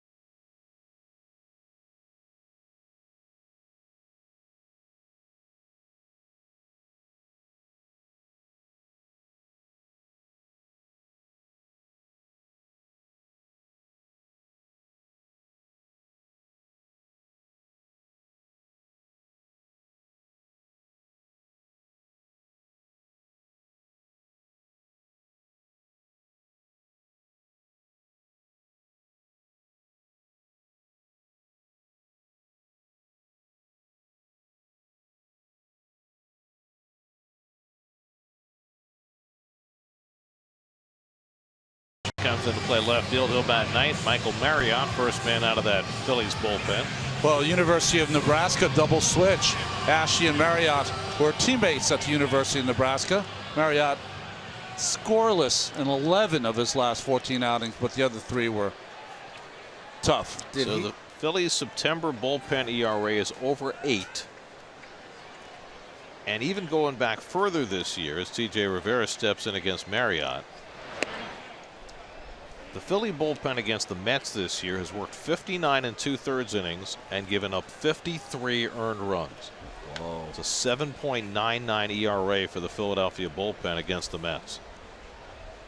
Didn't Marriott get the save, Gary, on that 10-8 game? He did. His first big league save, right? Yep.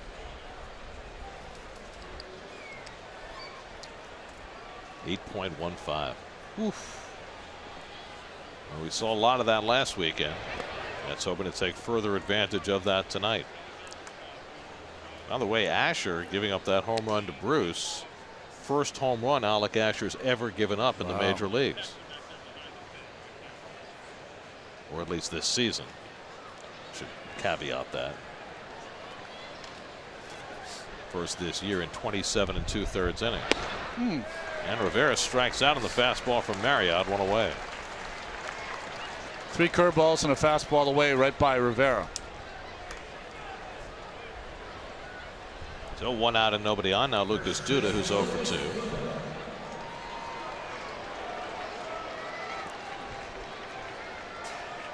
They're going to the bottom of the 3rd in St. Louis. Cardinals and Pirates still no score. Mets need a win and a Cardinals loss to clinch a postseason berth. Lucas has flied to center and struck out 0 for 2. They put the full shift on against him. And that one kicks away, ball 1. He crossed up Rupp because he wasn't ready for the fastball. So with nobody on base, I don't get it either. Should never happen. Are they using multiple signs? Some teams do that. Yes. Well, the Mets used to do that here, remember, right. because they thought the Phillies were stealing signs from the bullpen. Well, remember they caught Mick Billmeyer, the bullpen coach, with binoculars. That's right. Let's take a peek and see what the signs are. They're using multiple signs. Just one. So between the time that a pitcher sees the sign and starts his windup and delivers the pitch is what, 2 seconds? Yeah. Does he forget sometimes? I would say 90% of the time it's the pitcher. Occasionally it's the catcher. Really? Forgets. Yeah, occasionally.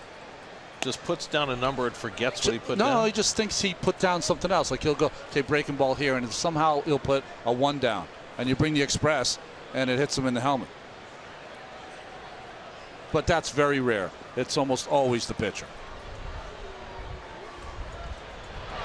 1 is a fastball, 2 is a curve, 3 is a Well, slider. I think what happens to a pitcher is that you have in your mind what he's going to call. So sometimes you just don't see it. So you're so locked into what you're going to throw instead of what he called. Marriott behind 3-1 to Duda, and the slider in for a strike. 3-2.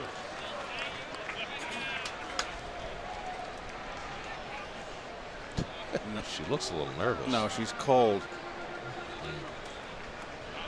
Only hyperventilating now. In the air to left field, and Ashe is there to retire Duda, 2 out. Gary, I must say I'm very shocked. We're up here in the booth. You have low tolerance to cold weather. Ronnie and I are in jackets, and you are very macho tonight. You have no idea what lies beneath. Oh. There we go. Let's not go there. You got to come prepared to these games, Keith. It's cold tonight. Yes, a little chilly. It's a little chilly. Here's Rene Rivera. And he hits a ground ball. Hernandez in front of it. And that retires the side. Jay Bruce's 33rd home run of the year extends the Mets lead and knocks Alec Asher out of the game. Bruce's 3rd straight game with a home run, and it's 3-1 Mets at the 7th inning stretch.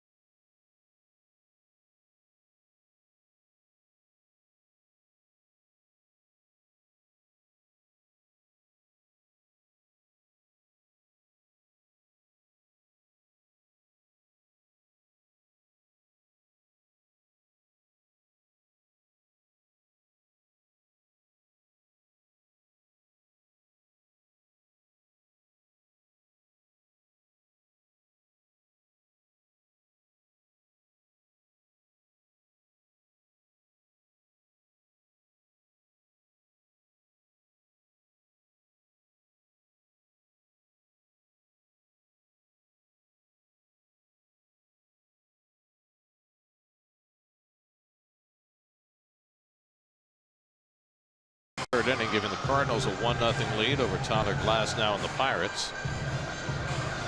Sunday, get a complete Jets-Seahawks game breakdown with behind-the-scenes access, player reactions, and Todd Bowles' post-game comments on Jets Post-Game Live presented by Toyota. Sunday, immediately following the Mets post-game right here on SNY.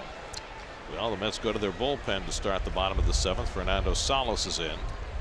Well, this has been their MO. Starting pitcher goes 6 strong. Goes Salas, Reed, and Familia. Salas pitched in all 3 games in Miami. Day off yesterday and right back at it today. Facing Cody Ashley leading off. Ashley up for the first time after coming in a double switch. Cesar Hernandez and Freddie Galvis to follow. Robert Gsellman in line for his 4th win. 6 innings, they allowed 1 run and 7 hits. Ashley pops one up in foul ground and will sail into the stands. There's your People's United Bank starters. Alec Asher pitched well, but gave up 3 runs in 6 innings. Robert Gsellman got a couple of good breaks, most notably the catch that Granderson made at the top of the center field fence against Paredes in the 6th. But the numbers speak for themselves. 1 run in 6 innings, an intentional walk and 7 strikeouts, and Gsellman's going to finish the regular season with an ERA of 2.42. Ashley gets tied in a knot, and he strikes out for the first out. Well, the reason why Salas is the 7th inning man, he took the job from Robles, who was pitching so well mid-season and very reliable. Then all of a sudden, Hansel just lost the strike zone, became very erratic. Salas, the veteran, has come in here, and you know one thing, he's going to throw strikes. And he's done a heck of a job in this role. They can throw strikes with 3 different pitches also. There's Cesar Hernandez. Fouls back the fastball.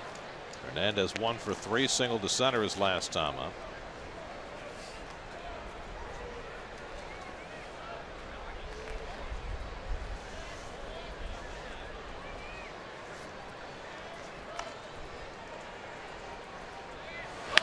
Grounded to short, and Cabrera's got it. 2 out. Let's look at tonight's Verizon trivia question. Who was the first Met to hit a home run at Citizens Bank Park? So what year did they open here?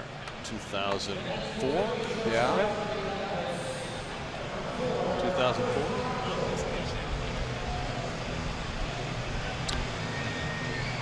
Going to get a pinch hitter. Andres Blanco is batting for Freddie Galvis. Didn't see anything happen to Galvis, did you?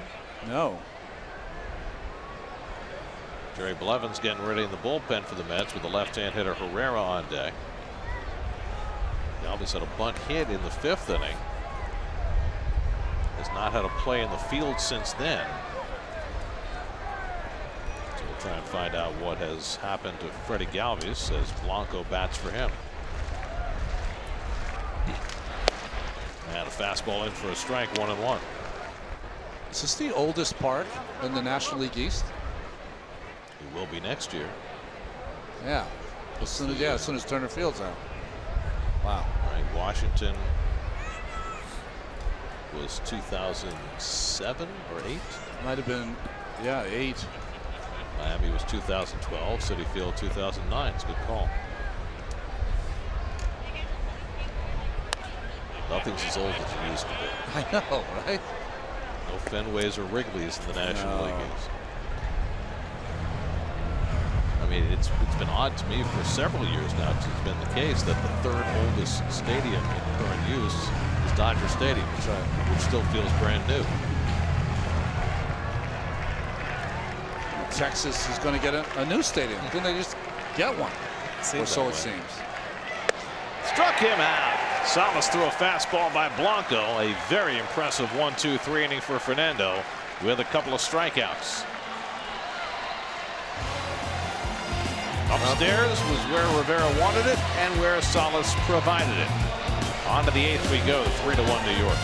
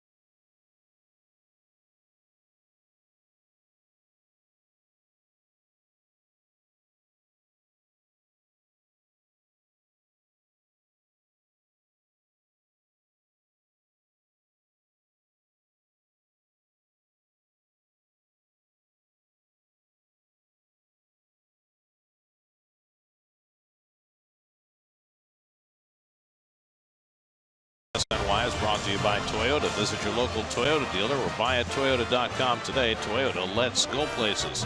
By Geico, over 75 years of savings and service.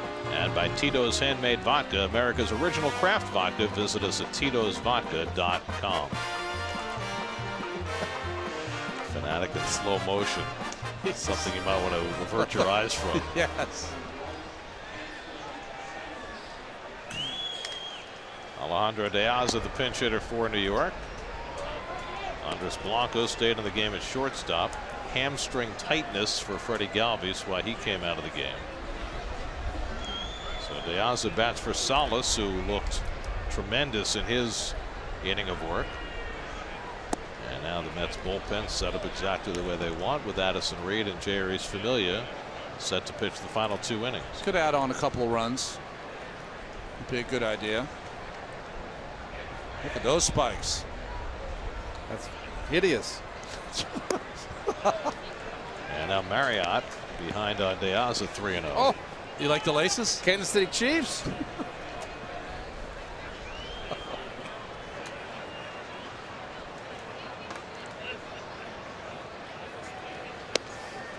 Fastball strike 3-1. With the merger upcoming, does Marriott have to change his name to Starwood? Yes. Right. Why not? Has a little more cachet, I think. As a strike, I would think Starwood would be more a hitter's name. Yeah. SPG you go for short. Addison Reed getting ready for the bottom of the 8th. Ricky Bonas all bundled up. Yeah, and Reed with half sleeves. 3-2 to De Aza with Reyes on deck. And De Aza pulls one through the hole, a base hit. And Alejandro De Aza continues to perform well off the bench. And the Mets get the leadoff man on in the 8th. Boy, I remember when everybody was screaming for his hide in that first half of the season. He's been a big part of this second half. It's almost too many people to name how many different people have played a part in this resurgence after the Mets went to 60 and 62 in San Francisco. I'll never forget, it was on my birthday on August 19th was their low point. 14th pinch hit of the year for De Aza, and now Reyes is 0 for 3 tonight. Franco creeping in from third as though he's expecting Jose to sacrifice.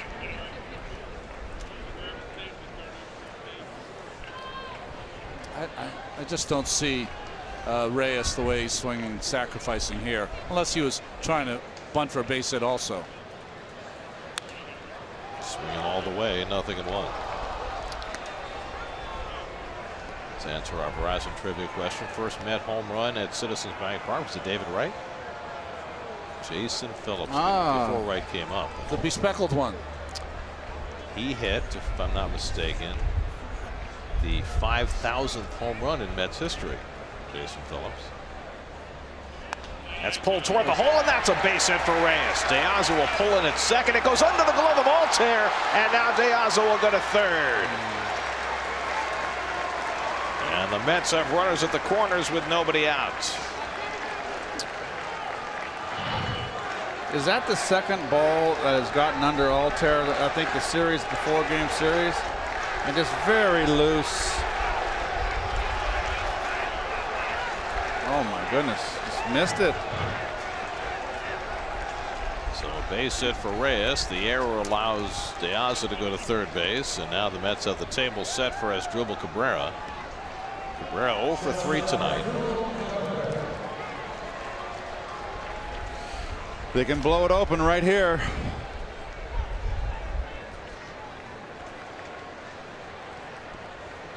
Phillies have their middle infielders halfway.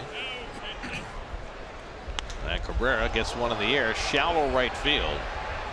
In comes Altair, no tag by De Aza, and out goes Hernandez, who almost dropped it. Gosh. He bobbled it, but managed to hang on, and then flings it in the general direction of home plate. That is Altair's ball. He did not bust in at all. From the get-go, he really did not. He's the one that's got to come in and catch that ball. He's the one that's got the easiest throw home. Wow. Well, I'll give Hernandez credit. I don't know how he caught that ball after the initial bobble. A ball that he shouldn't even be playing in the first place. Let me ask you guys a question. I don't know the answer to it. What if De Aza tags up on the initial ball hitting the leather? Then he's fine. Then he's fine. Okay. Once it hits the player making the catch, then he is free to go. Here's Cespedes, is 1 for 3. He takes the breaking ball high from Marriott. We're in the bottom of the 4th now in St. Louis. Marriott starting to hang that slider.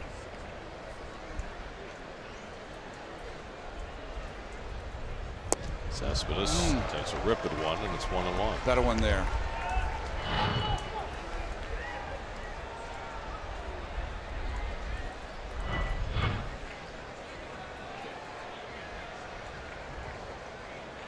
De Aza at third, Reyes at first with 1 out. Reyes faked the go from first, and Cespedes fouled it at the plate. And he took a piece out of Cameron Rupp. That shook his jawbone there, I guarantee you that. Oh.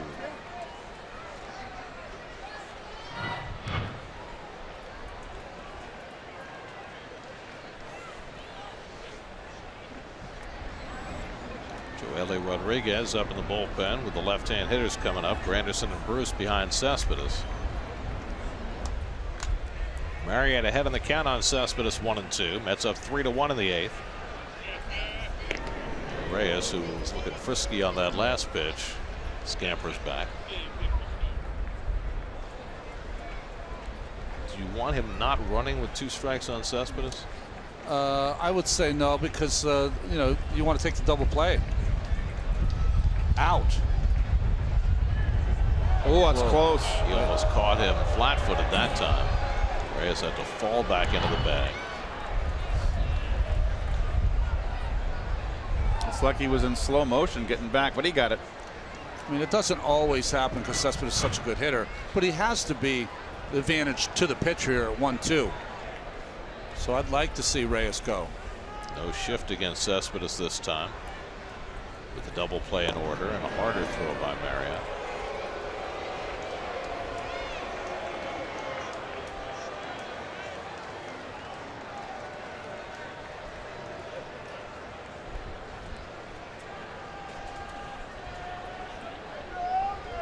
Three straight throws to first.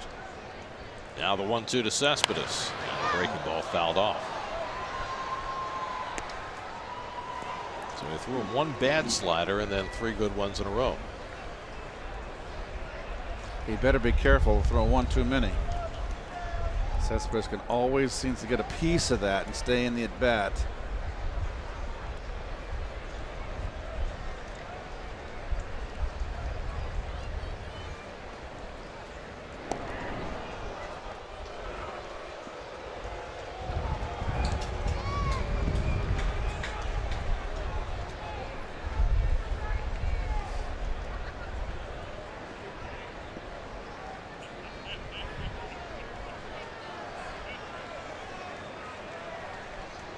Two to Cespedes, and he gets tied up. Did it hit him? Did he swing? He said he didn't swing. First base umpire said no, did not swing. I didn't think he'd swung. I've never seen someone do this and get rid of the bat like this. It's a foul ball. He hit the bat, I think. Maybe not. Where did he? Now Pete McCannon's just been thrown out of the game. Pete was arguing the call by the first base umpire, Will Little, from afar. You're not allowed to argue balls and strikes. And once Pete started to do that, Little just threw him out of the game. Told him you blew that call. A couple of extra words, but. So now you can't argue balls and strikes.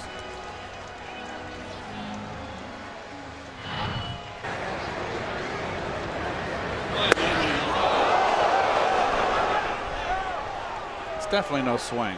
It was not a swing, and it was not a foul ball. The home plate umpire put his hands up, but that was to call time, not a foul ball. So it's just simply a ball to Cespedes. And McCannon ejected. So he will vacate. 2-2 to Cespedes. De Aza at third, Reyes at first, and 1 out. And that's well outside with a fastball. 3-2. So now do you run Reyes? I would run him. I'd run him. That 3-2 fastball was just for show. He wants to throw the slider on the 3-2 count. See if Cespedes is laying in the weeds.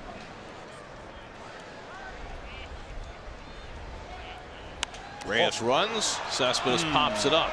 Reyes will have to hustle back. Howard having trouble, and it falls. It's a fair ball. The run comes in. Reyes trying to get to second. The throw, and they force Reyes at second. But De Aza comes in to score, and the Mets lead it 4-1. A wind-blown pop-up, and Howard just does not have the agility to get to it, and it landed just fair at the bag. Reyes gets forced at second, but the run comes home. And an RBI for Mr. Cespedes. And a fielder's choice. Look at this. Oh, my word. Right on the bag. How about that? Oh, gee. What? Jeez. I see things I've never seen before. Reyes took off immediately once he saw it fell, but Howard able to recover and get the 3-6 fielder's choice. Larry Boa, the bench coach now running the team, will make the pitching change, and they'll bring in the lefty to face Granderson. A weird run for the Mets here in the 8th. They lead 4-1. We'll be right back.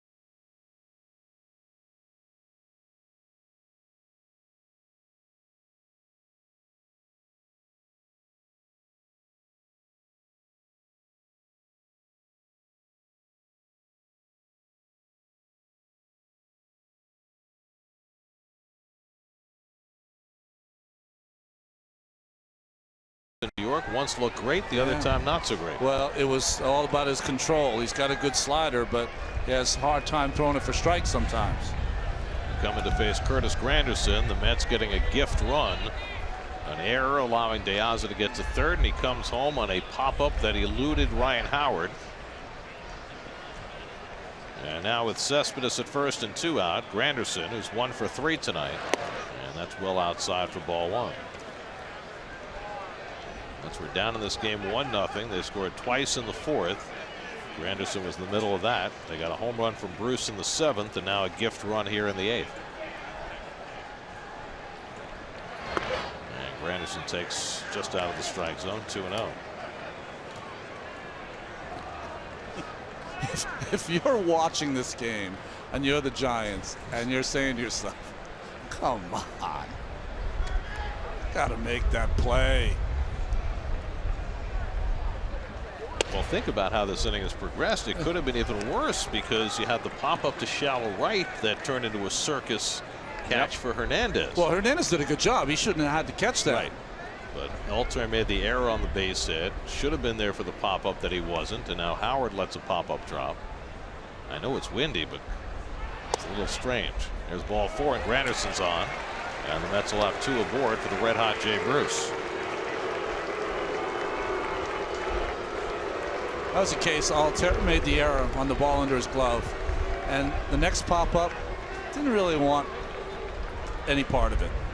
Does it really happen that way? I think there's guys that defensively, occasionally they go through stretches where they don't want the ball hit to them. Yeah, I believe that. So now Bruce, who hit an opposite field home run in the 7th, homering the 3rd straight game, and his 4th home run in his last 19 at bats. Cespedes at second, Granderson at first, 2 out. Mets now with a 4-1 lead in the 8th. Bruce 2 for 3. He's driven in 2 of the 4 runs. And so far, Rodriguez hasn't thrown a strike. They've gone to the 5th in St. Louis. Still Cardinals 1, Pirates nothing. And a visit from Rick Kranitz, the pitching coach. Well, Bobby Mack, I think. Oh, excuse me. Well, Bob McClure.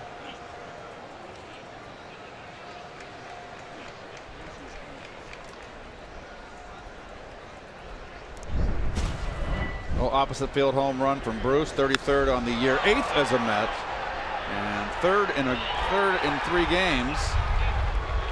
And he is catching fire, and I love him using the opposite field. Last 6 games now for Jay. He's 9 for 19 with 4 home runs. He's always been a streaky player. Yep.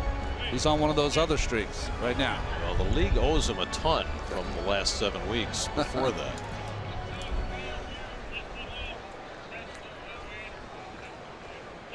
This kid, every pitch this kid is going to throw is going to be away. So he could just base hit right now is huge. Cespedes at second, Granderson at first with 2 out. And that's 6 in a row out of the strike zone.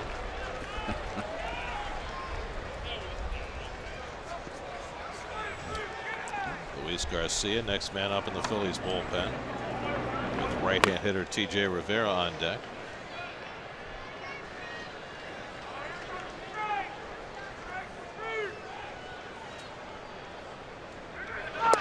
There's a strike. A sarcastic roar of approval from the Philadelphia fans. Broad Street Trier. They have a reputation to uphold here, you know. It's not Santa season yet. Hit toward the hole, and that's going to get through for a base hit. Cespedes races in to score. Granderson going to third. Jay Bruce drives in his 3rd run of the night, and it's 5-1 New York.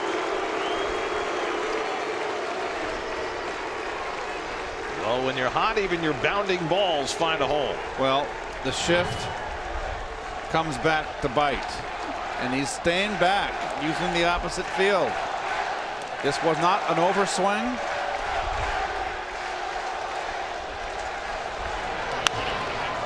Cespedes with 2 outs is going to be on his horse.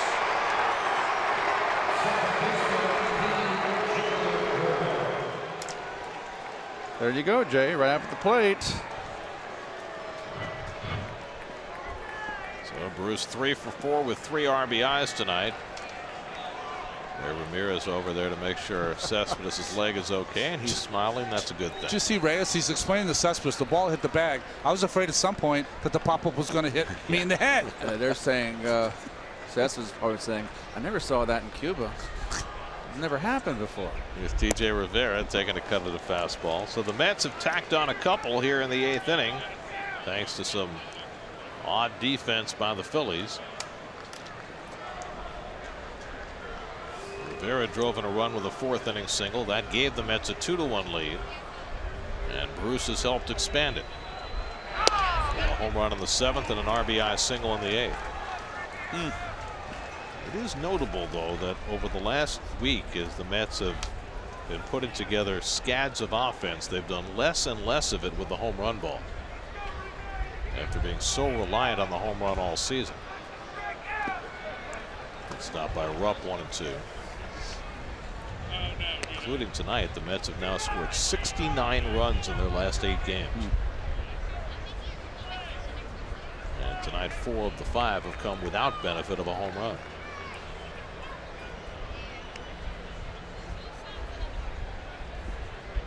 One-two, and Rivera chops one foul off his foot.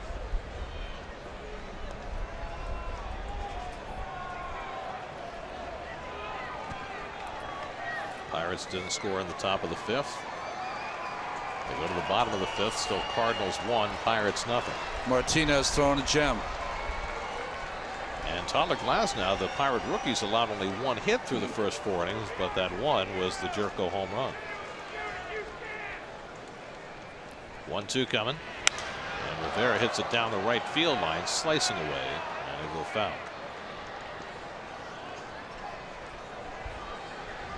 Well, for the Mets to celebrate tonight, they need a win and a Cardinal loss to celebrate fully and clinch home field in the wild card game. They need a win, a Cardinal loss, and a Giants loss.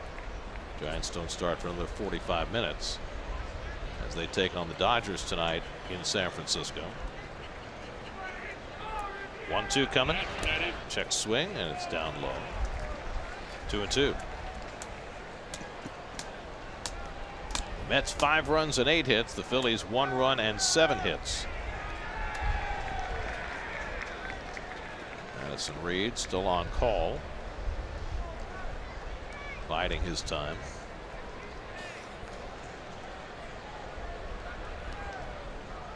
Seventh pitch of the at bat coming from Rodriguez to Rivera, and TJ will require another one.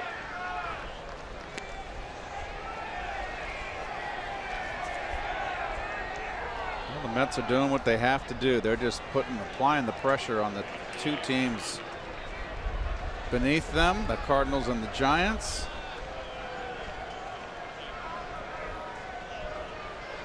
Again, the 2-2, and Rivera strikes out to end the inning, but the Mets tack on a pair.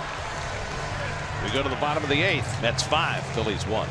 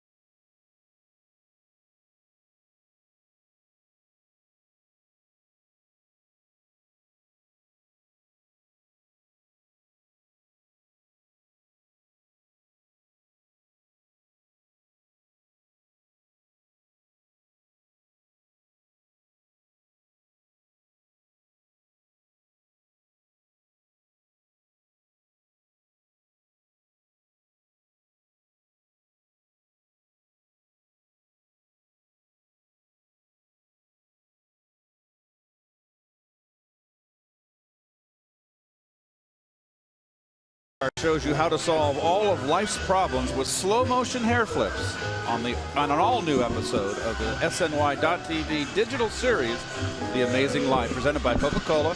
Check it out now on SNY.TV/Coca-Cola. There you go. Changes for the Mets. Juan Lagares comes into play center field. Curtis Granderson moves to right.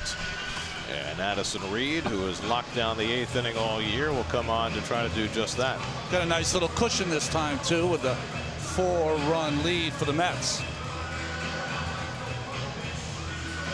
Robert Gsellman went the first 6, allowed a run on 7 hits. Fernando Salas a 1-2-3 7th with a couple of strikeouts.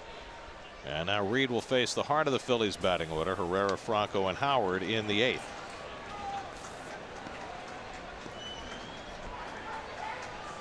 Herrera's 1 for 3 tonight at a base hit back in the 3rd. Came up in a big spot in the 5th inning with 2 men on and fouled out to the catcher. That was Gsellman's best work. 2 on in the heart of the batting order coming up. He got Herrera on a pop-up and Franco on a ground ball to get through it.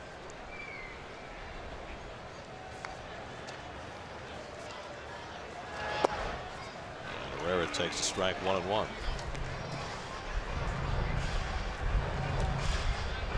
Addison Reed has more holds this year than any Met pitcher has ever had. It's not a stat that gets a whole lot of notoriety, and I'm not sure the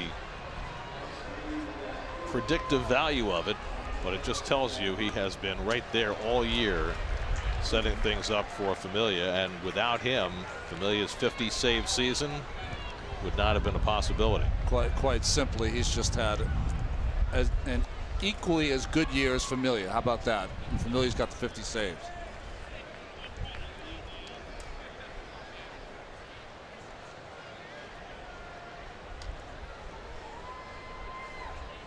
One-two coming, and it's at the feet of Herrera with the slider. 2-2.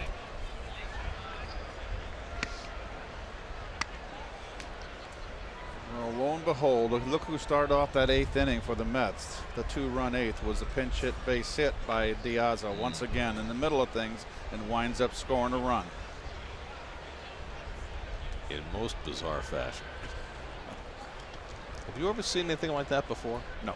A pop-up that high in the air that the first baseman doesn't touch and hits the first base bag as Herrera, with an ugly wave at the fastball, goes down to start the bottom of the 8th. Now, I've seen guys drop pop-ups and not get anywhere close. Here's the pitch. He just tied him up inside. In Old Candlestick Park on a windy day when the ball would just dance on you. But no.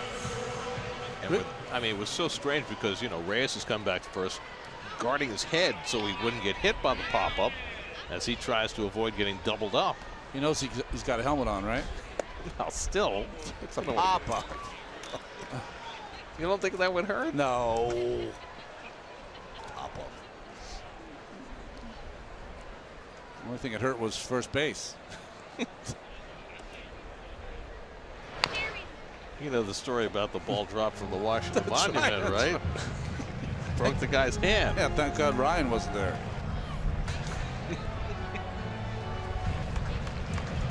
I thought Mo Bird caught one of those too that was dropped out of. 0-2 to Franco. Fouled away.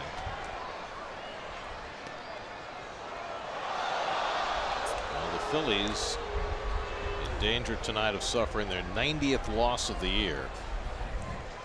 They've had 89 or more losses 4 straight seasons. The first time that happened since the 1930s and 40s.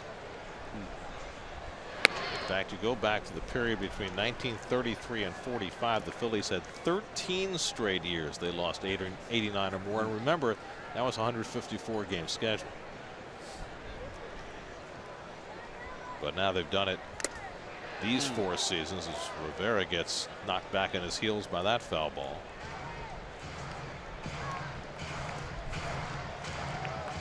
After all that success, well, I mean, this Mets team has seen a lot of, since we've been a network, saw a lot of success by this Phillies team. They won 5 straight division titles, right? And the Mets were the party of the other part in many of those seasons.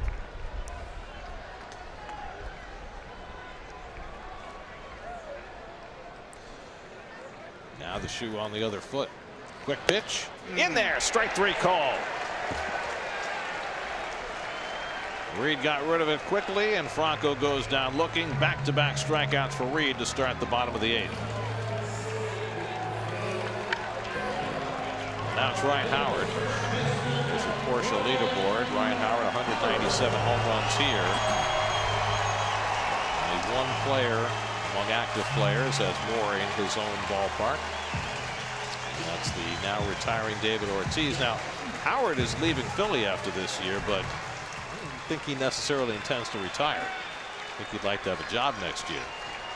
Where that might be, or who might be interested, I think remains to be seen. It'd have to be an American League team, right? DH. But does he hit enough at this point to be anybody's Precisely. DH? Getting under 200, does have 24 home runs. Just a .257 on base percentage. That's a tough nut to crack. Still strikes out a lot, but doesn't walk nearly as much as he used to.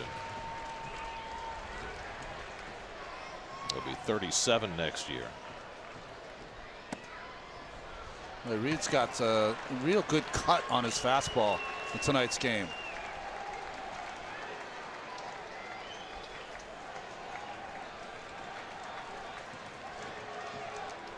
2-1 to Howard.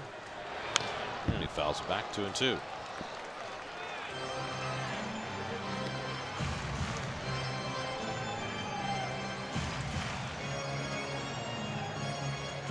Ryan Howard has been a feared opponent of the Mets for a long time. He has put up some huge numbers and had some enormous hits against this team. But Reed strikes him out to end the 8th inning. Reed strikes out the side in the 8th. On we go to the 9th. 5-1 Mets.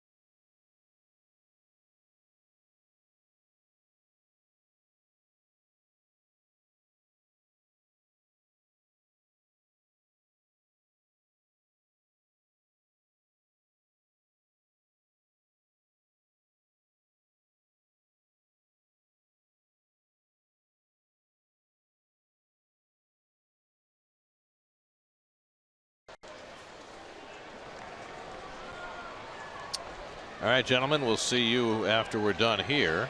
Lucas Duda leads off in the 9th inning. Mets up 5-1. Luis Garcia on in relief now for the Phils and gets a strike in there. Well, Garcia, 4th stint with the Phillies this year. He got the recall because his last 17 appearances in Lehigh Valley were scoreless. Duda's 0 for 3 tonight. Flied out twice and struck out.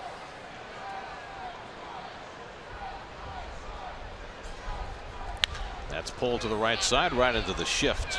And Hernandez Throws out due to 1 away. So the Mets need a win and a Cardinals loss to clinch a postseason berth. The Cardinals leading the Pirates 1-0 in the 6th.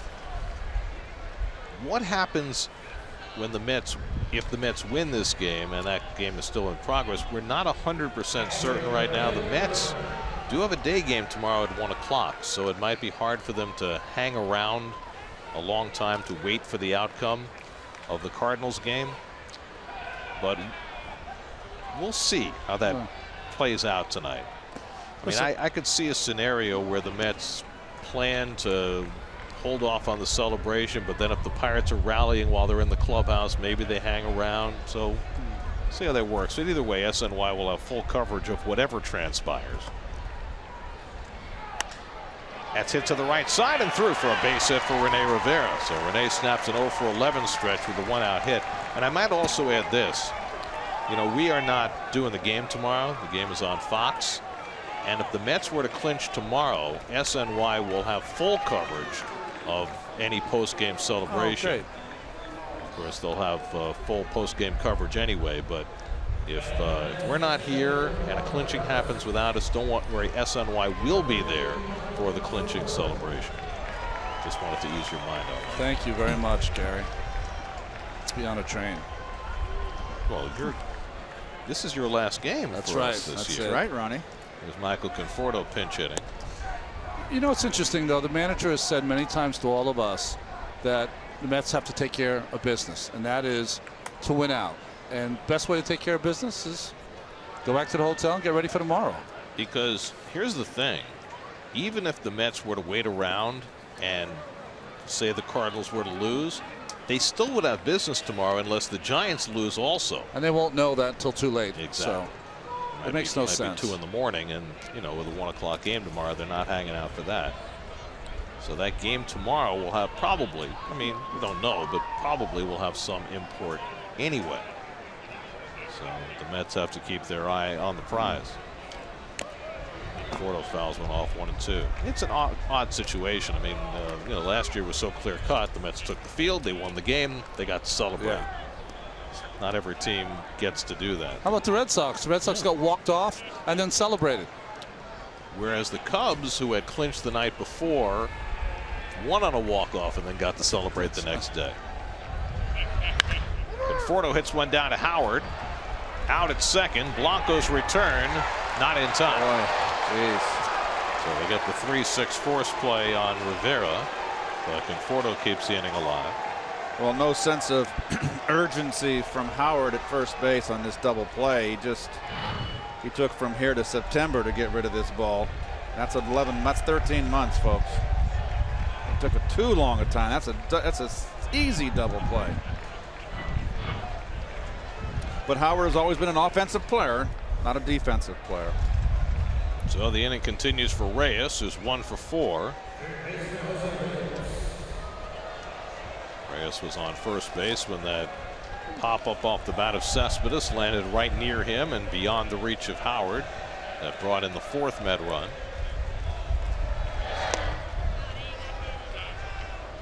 Coming up tonight after the post-game show, it's Geico Sports Night. We'll have all the wild card news. Football and basketball as well. I want to mention in the American League wild card race, Baltimore, Toronto, and Detroit are all leading their game.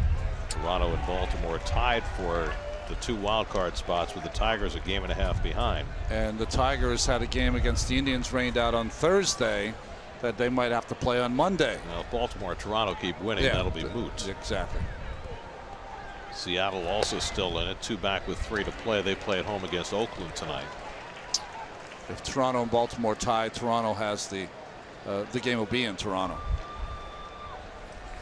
So you're going to be heading wherever the American League plays, right? Get the passport ready.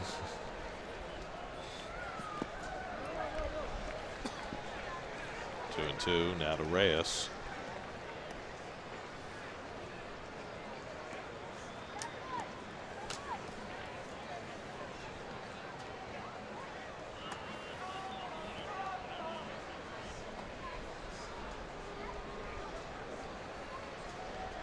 Conforto at first with 2 out.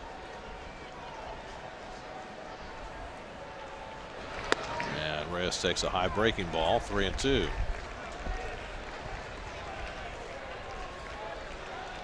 Jerry's Familia getting ready to try and close this one out.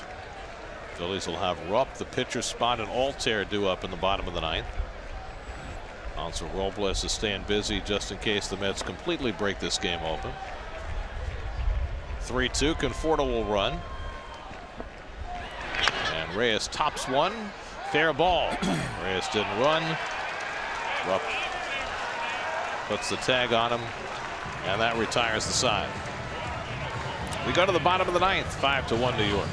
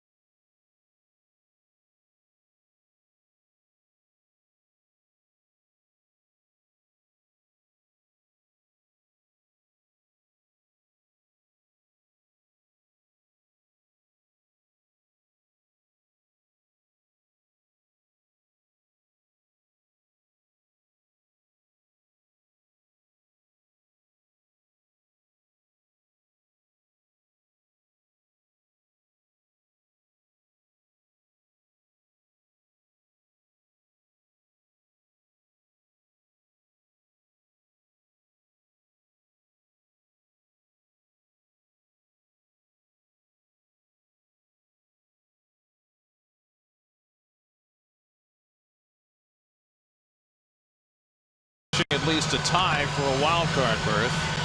Jerry's Familia will try and get the final 3 outs. Well, congratulations to Jerry Reese. 50 saves, first Dominican-born reliever to ever do that.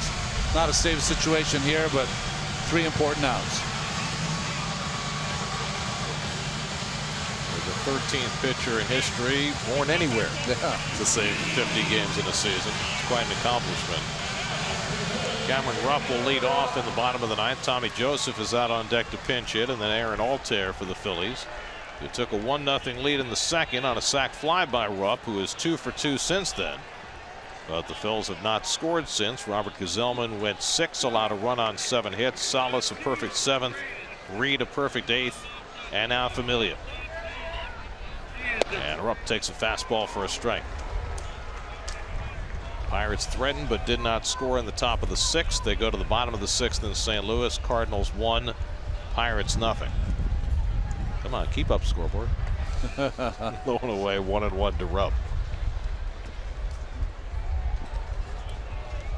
Giants and Dodgers still about 20 minutes from starting in San Francisco.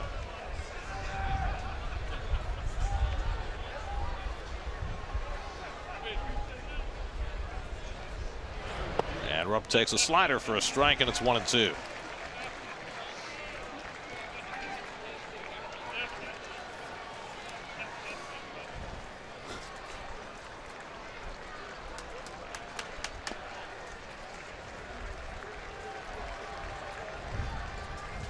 One-two coming. Bouncing ball. Rivera to his right. 1 out. So Rupp is retired. And now Tommy Joseph will be the pinch hitter.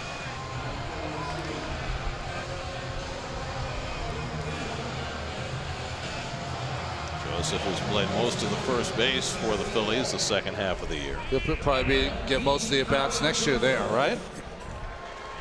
As a pinch hitter, Joseph 3 for 19, a home run and 5 RBIs this season. 1 out and nobody on. Ball 1 to Joseph.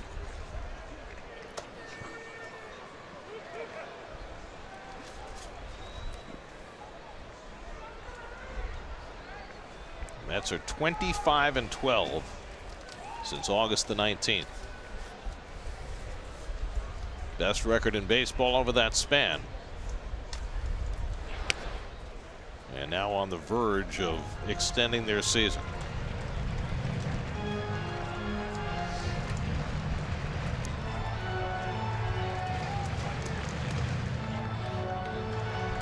That's where 2 games under 500. They look dead in the water.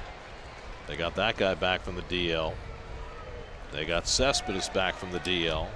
They got outrageous performances from pitchers like Lugo and Gazelman, who nobody had ever heard of. It's been not a 25-man effort, more like a 39-man effort. Yeah, right. Another key pickup, Gary, was Jose Reyes. Jose's done such a terrific job. Got him right before the All-Star break, and really didn't hit his stride until August. That's foul. 2-2 to Joseph. And listen, there were times during this summer where James Loney was the best bat in the lineup. It goes on and on, the stories about this ball club. TJ Rivera, the undrafted free agent, comes up from the minors, claims an everyday spot after Neil Walker goes down for the season. Mets lose 4/5 of their young guns and still going. 2-2. Struck him out. Nasty slider by Familia. 2 men down. No shot there. I don't care what right-handed hitter you are. I can't add a better superlative here. That is just, well, I will. Wicked.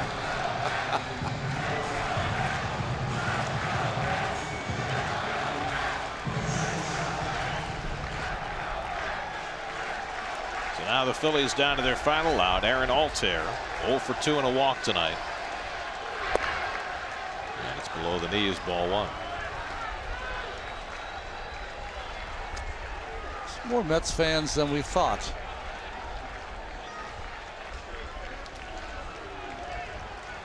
Well, at least they're loud. If they don't clinch tonight, there'll be more here tomorrow. Yeah.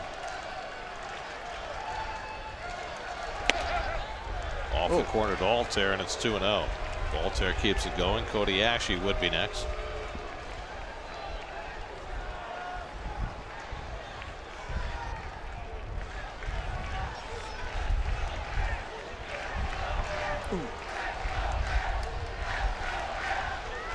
.2-0 from Familia, and Altair takes it low, 3-0. Don't forget, if you're not completely up to date on this, tomorrow's game is a 1 o'clock game, and we will not be televising it. It'll be on Fox National TV. It was originally scheduled as a night game. Fox chose it earlier in the week. We'll be back with you for the season finale on Sunday. Here's the 3-0. And that's ball 4. So Altair draws a 2-out walk to keep the Phillies alive. And SNY will have all of the post-game, whatever it might be, tonight and tomorrow.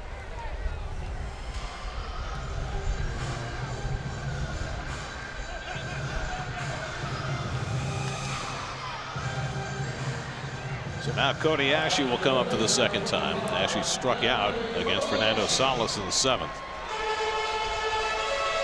10 straight Phillies have been retired before that 2-out walk to Altair. The streak of 10 began with the defensive play of the night, Curtis Granderson's robbery of Jimmy Paredes at the top of the center field fence back in the 6th inning. So here's Ashe. Altair takes off. Mets let him go. Defensive indifference as Ashe takes a strike.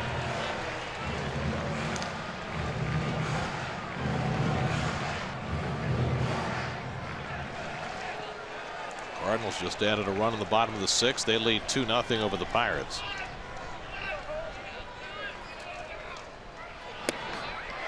And And now it's 0-2 to Ashe. And the Phillies are down to their final strike. Did that one bounce over the fence too? I'm sure the umps were right on it. 0-2 to Cody Ashe.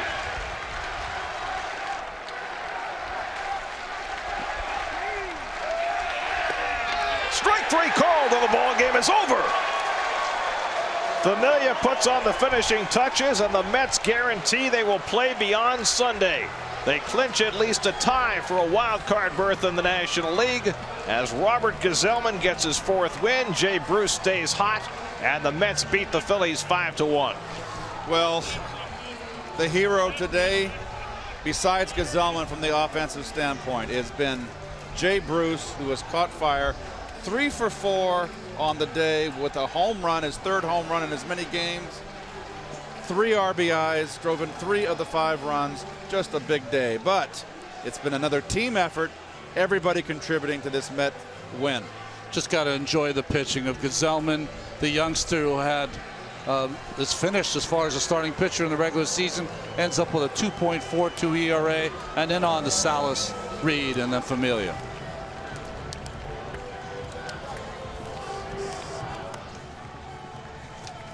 Here's tonight's game summary presented by Jeep. Robert Gsellman gets his 4th.